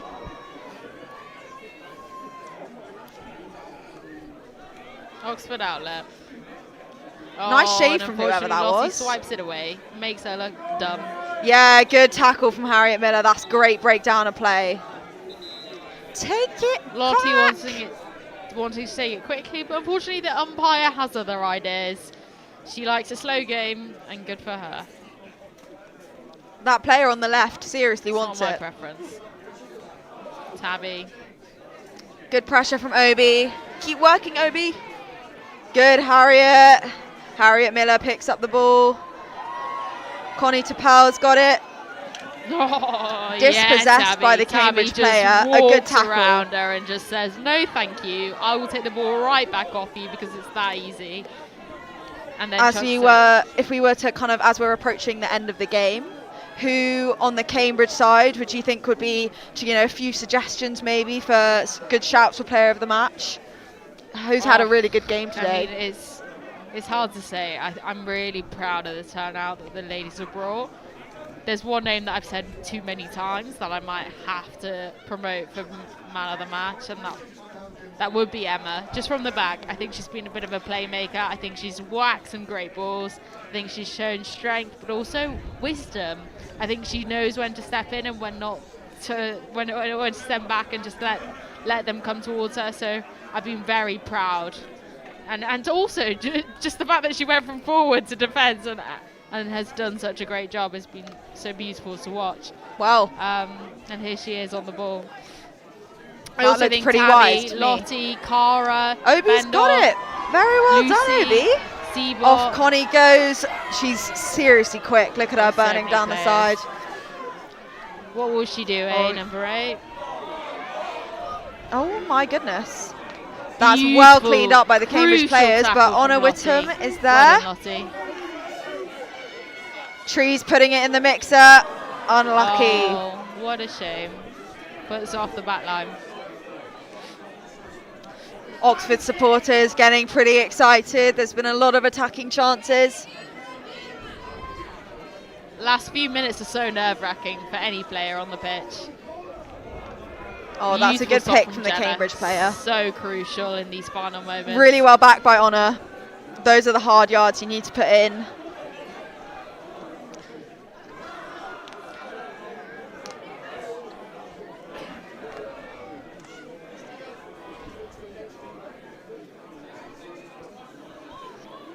Floating it down the right-hand side. You don't want to give Ella Robinson too much space on that baseline. Baseline. This is a really close Case in moment. point, really. Unfortunately, they've got to hit Beautiful out. defence from Cambridge. Strong defence. Lining up in the press, you've got Tilly Stephen, we've got Connie Tapel, ready to go. Apply pressure to the ball. Emma to Tabby. That's good pressure from Captain Tree and Tilly. Tabby being composed on the ball. She knows what's in front of her. Oh, that's unfortunate. She knows what's Accidental, expected. She can draw but the foul. Yes, that's and Jordan good hustle sideline. from Tree. She's very smart. Sorry. Can take her time here a bit. Maybe she wants to Apologies shuffle. if any viewers at home just got an aesthetic view of my pint. My hands were too cold. To Lucy. Lucy getting Oh, the control. Oxford players are She's got her applying in control. pressure. To Emma. To Jess. Jess whacking it forward. It's a good long ball Breaking she's through got. layers. To Seabot. Seabot back to Jess. It's all players really in control at the moment. They just know each other so well. Yeah, They well read done each for other. Ella Robinson stealing the ball, but oh, Beautiful Lottie. Great tackle. she's done well in the Under midfield her there. grips. Yeah, good pick up by Rosie Chen. Really great to see The her. defender probably backsticked that was to be honest. Bit But the umpire didn't see it. bit so rough good from for the them. Cambridge players. We get it. You So play for anyone rugby. that doesn't play hockey, back stick is not allowed. We're only a front stick game. Good pressure from Honor there. Oh, Lottie getting never shoved. mind. And there we go, drawing that short corner because Lottie's got so much wisdom and just knows how to do that. I'm excited to see what Cambridge have to offer here. I don't think we've seen many Cambridge short corners so far in this game, so it'd be good I to think we're watch going to something. see a Lottie Gill drag flick. I also agree with you.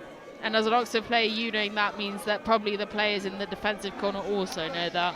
Yeah, So let's it's see just- what they have. You don't want to be on the left post there. It's a lot of pressure. You don't. There's But not I'm much sure that can stop a Lottie corner. They can make a good go of it.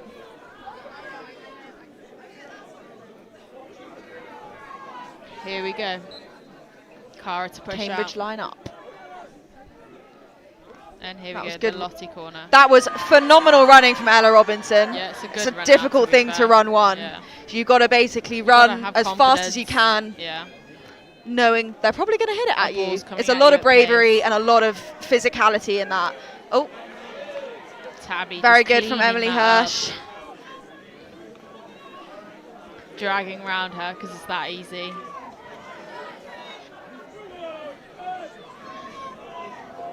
Good jab from Tree. And we go to a long corner. Lottie for the long corner. Rain's getting heavier again That's now. Emma. Those legs are going to be getting really tired. And we're looking forward to Lottie. Lottie chucking it Nice back little to her offload teammate from the Tabby. Cambridge Tabby player. trying to find that Evie's cleaned connection, it up just well. missing it. And Jess Cotty makes it look very easy. The rain is starting to pour down heavily on the girls. They're doing well to keep going. Nicely moved around the back by Oxford.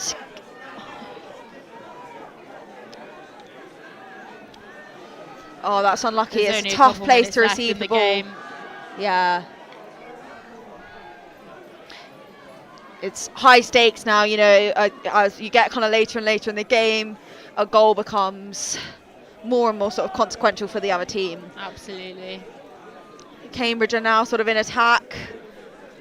Cara creating space, chucking it back. Oh, Rosie Chen So making an close. essential tackle. so close for Cambridge. Very well done by Rosie Chen. Bit of a hairy moment for Oxford, but we kind of And here reload we go again. Back for another Cambridge Good attack. shave from Emily Hirsch. That was phenomenal. And this pace, the pace from Tabby coming back for the defence. I really don't think Oxford can keep up with Trees it. looking to play that I'm down the not line. confident Great that ball. Oxford have Josie's anything there. here. Ella wants I it on the guess we'll P see. spot. Oh, well cleaned Jess, up by yes, Cambridge. the strong defence. And who's that? That's Evie Chappell. Whack it and your mate can't find it. Unfortunate. Oxford supporters asking the question of where's that going. Not sure if it's justified in this case, but a good effort. And we'll come for an Oxford 16. It's a long corner. Sorry, long. I meant long. Jess Cotty making a good first touch, but unfortunately lifted into the player, so it will be a Cambridge free hit. Jess to take. To Emma. To Tabby. Oh, her Tabby's shoelaces are shoelace, untied. yeah, it is That untied. is not what you want on Varsity Day. Never. But you'd ignore the As a shouts commentator, I anyway. don't feel I can tell her that, but I'm sure the Oxford supporters will. See, Surely. putting it in the mixer, as she should. Number 10 on the ball. She's the only female I've remembered from the Oxford side. Oh, and Emma reads it because it's too easy. Drags it around. Oh, That's good pressure from number 10, Sophie Horror. Watt. Nearly trampled the Cambridge player, but fortunately managed to. there's only Get one out of the way way. to stop Emma, and that's by fouling her, as we've just seen just now. Tabby looking over the ball, throwing an aerial because it's easy. Well, Oxford taking it back. yeah, that was good from Jess Cotty.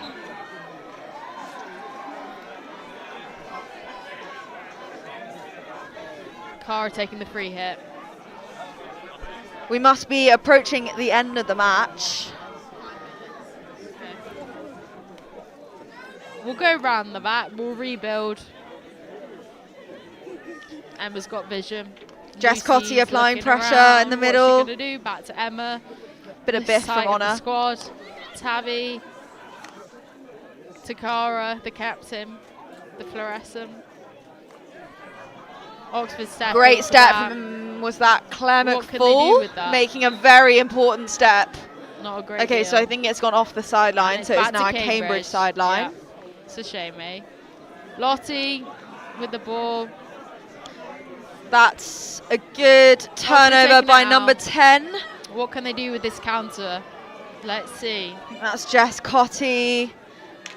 Oh, that was a unbelievable pickup from number 10 from the Oxford side. Sophie Watts, she's had a phenomenal game. Oh, that's Nothing. unlucky. That's what they can do, eh? Off the Right back line. idea from Honor, playing it forward. Umpire And the wants to have a bit of input. High Maybe risk, give a high reward card. hockey. Ooh. So Oxford have taken their keeper off. How exciting. So if you take your keeper off, you get an extra outfield player. So it's kind of commonly done if you say have a must-win game and you're not winning. But equally in this situation, for Oxford to concede would be also pretty bad. So it's, like I say, high risk, high reward. It does make it a lot easier to score, but Oxford have got it in the attack. See, you don't want to. You don't want to. I wouldn't do that personally as an Oxford coach. I do think the ball's been quite a lot over that side, so I wouldn't from what I've trust heard it from the Oxford that you'd be girls, safe. I think Steve-O likes to Steve-O might be likes to wrong. ask the question, take the keeper off, see what happens. That's okay, I think also Tabby. putting an extra player in the mixer is it asks an interesting question of the Cambridge defence, and that has hit a Cambridge foot, so it will be an Oxford ball.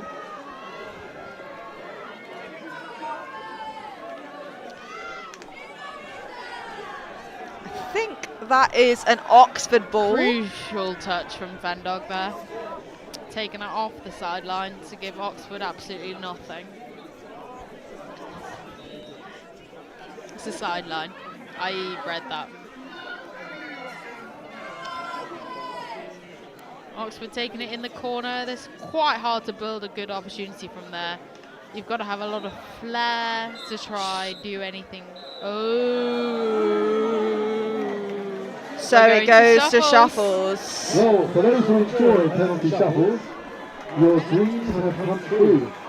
After an extraordinary 0-0 draw, we now move to penalty shuffles. I'm sure the majority of you know how this operates, but for the benefit of the small minority who may not know, I will just explain. Each side will have 5 attempts to score. They will take their attempts serially, one after the other. First Oxford or Cambridge, and then Cambridge or Oxford. The striker will begin from the 23-metre line and will have 8 seconds to put the ball in the back of the net. If the ball goes in the net, a goal is scored. If more than 8 seconds are taken or the ball does not go in the net, no goal is scored. Occasionally, a foul can be committed by either attacker or goalkeeper in the course of a penalty shuffle. If the foul is made by the attacker, clearly his attempt is over.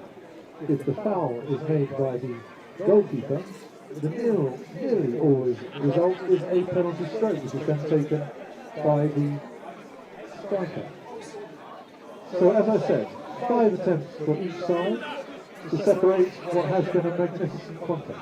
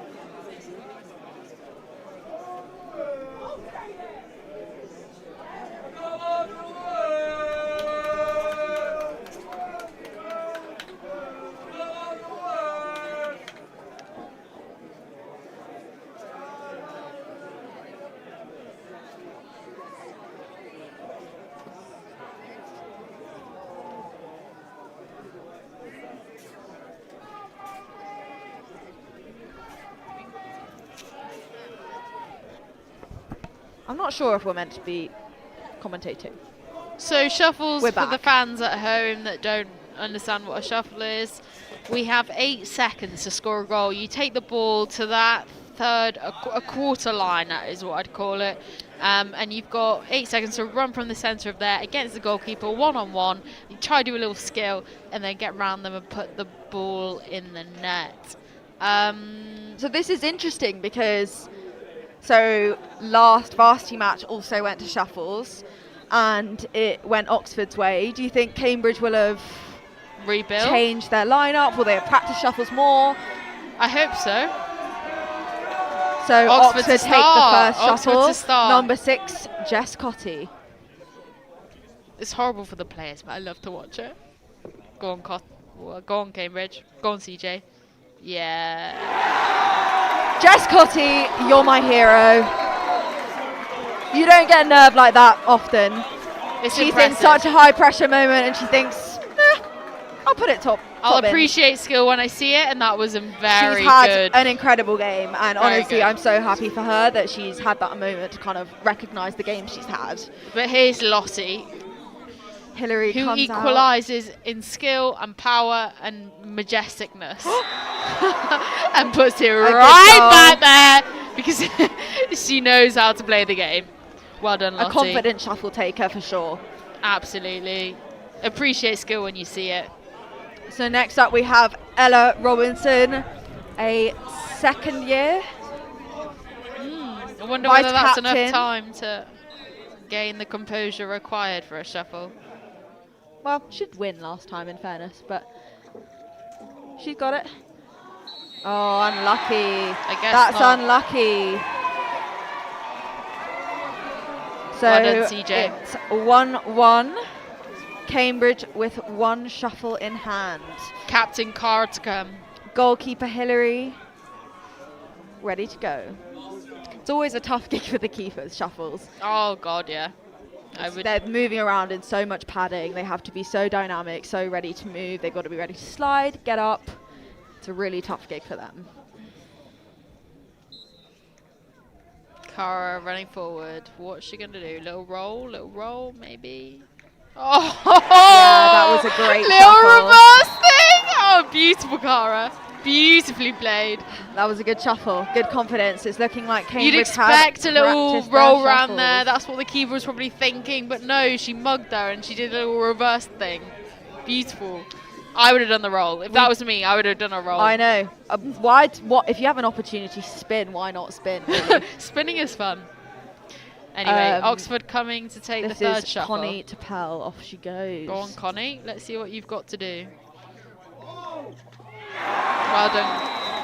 I love that celebration. Put that hand in the air, Connie. That was unreal. So effortless. That can't have been more than 2 seconds. Tabby, the vice captain, stepping up.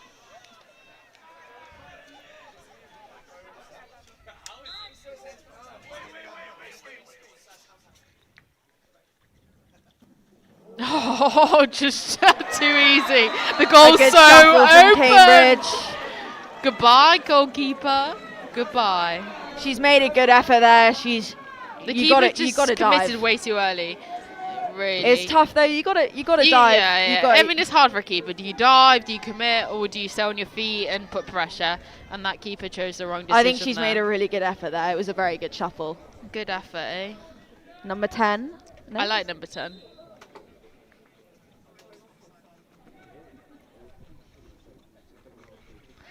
Sophie Watts, ice cold with the I'm not fourth surprised. shuffle. I'm not surprised in the She had a goal in slightest. her today. She did. She was really looking for it.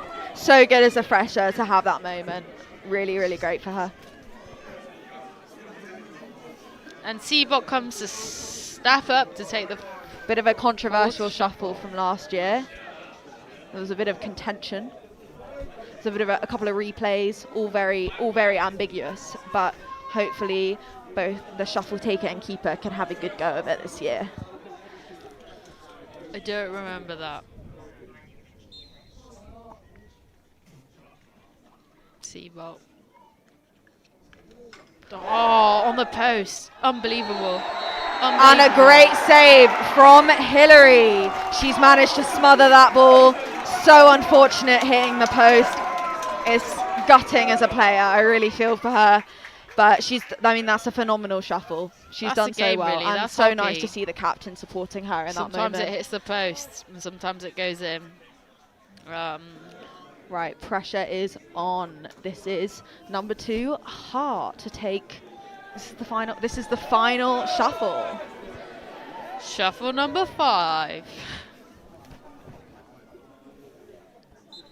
Ooh. Another spin maybe? Ooh, keeper's good on her feet. Yeah, well done, Ha. Apologies to any headphone users, sorry. Running close to the end of time there. The umpires are having a bit of a discussion. So her last, from what I think, the last play of the ball was before the whistle, but whether it went over the line or not after the whistle, I'm not sure. Yes, and they've given the goal. I don't know the rules on that. It's a bit of a technicality I'm not too familiar with. So also for anyone watching at home, if you can see the person in the black coat stood on the baseline, I think they're kind of in charge of seeing whether or not the ball's gone over the goal line. And pressure is on for this final shuffle taker. Another roll, come on. Yes, and what a save! Oxford win it! Such a great moment for them. Another such competitive match. Really Well great played. to see Hilary Hawthorne have that great moment, make that such essential final save. Shuffles really is a nightmare for a keeper, but she's performed so well, and I hope that she's really, really proud of herself. It's a shame, really. It's a shame to watch it come down to shuffles. Sometimes it's such a brutal sport, but the Cambridge girls, they play so well. They put in so much effort. The shuffles were Couldn't beautiful agree to more. watch. And the real winner is hockey, as always. Yeah, for sure. I think Cambridge should be really, really proud of the performance they put in. Like, it was a really, really competitive game, and You didn't know who was going to win until the end, eh? could have gone either way. Really could have Always gone either tough to way. lose on shuffles. Always tough. The girls will rebuild. Man,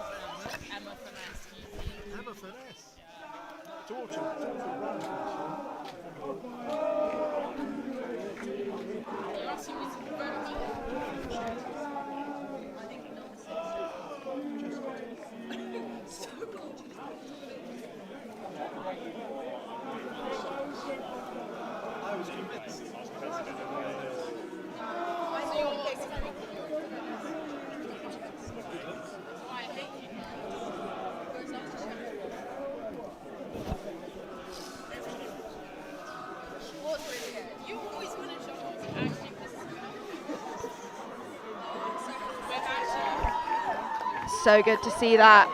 Yes, the Wubs. little jump up and down. But there are bigger problems going on in the world, and hockey actually means nothing.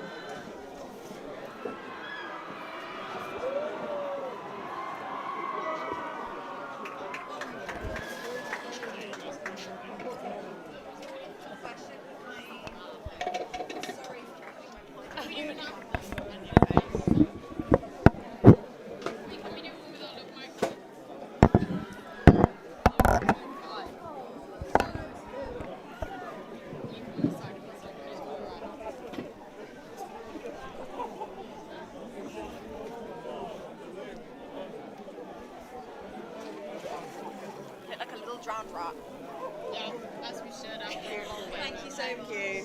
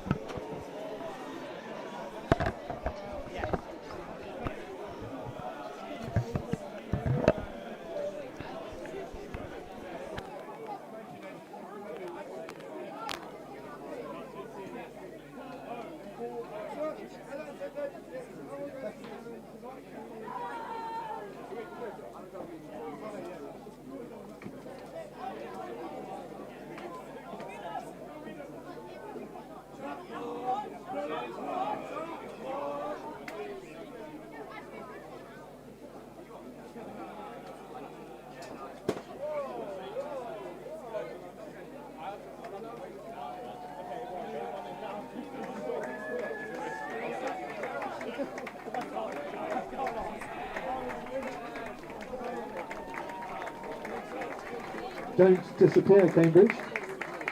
You'll want to pick up some tankards.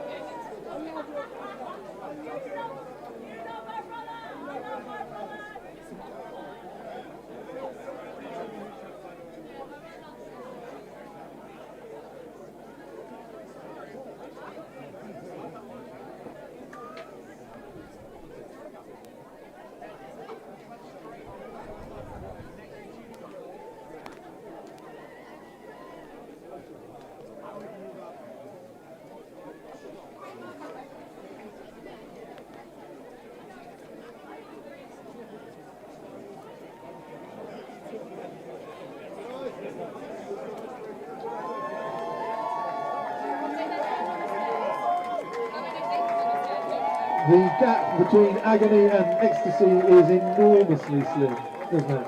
A fantastic game, nothing between them in normal time, virtually nothing between them in a very, very exciting penalty shuffles, but victory to the dark blue team. Once again we're joined by representatives from JMAN, and I'd like them to present the trophies as at all possible. So if we could be first joined by Cambridge, who led by their player of the match, who is a young person called Emma Furness.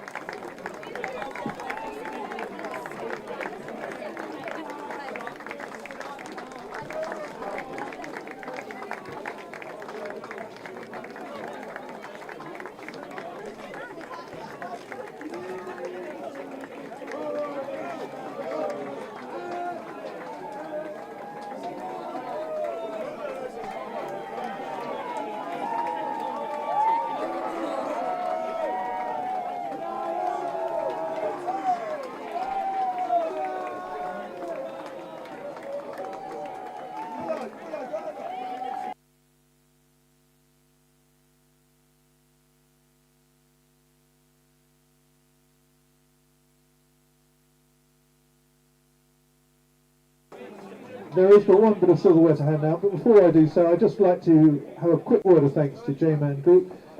Sponsors are harder and harder to find in this turgid world in which we live. JMAN have been an enormous supporter of Oxford and Cambridge hockey for over 10 years now. It's run by a superb man called Anush Newman, who played both hockey and cricket for Cambridge. They're a great firm of consultants, and I'd like them to take a bow of thanks for sponsoring this match. However, the final task for Sophia from JMAN is to hand out silverware to the winning team, which is Oxford. Perhaps they could be led up by their player of the match, who's Jess Cotty.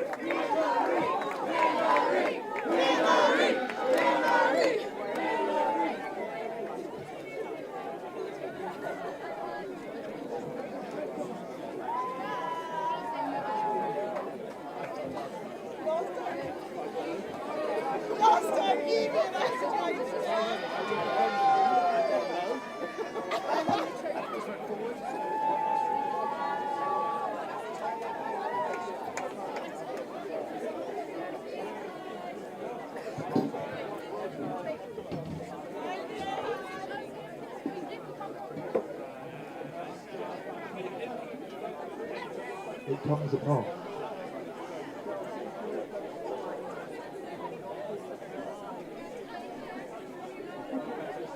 Congratulations to Oxford on a narrow but brilliant win.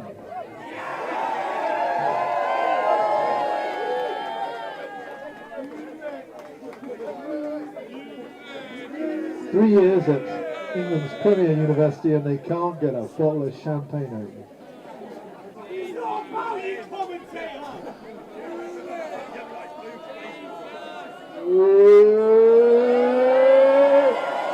Wait for it.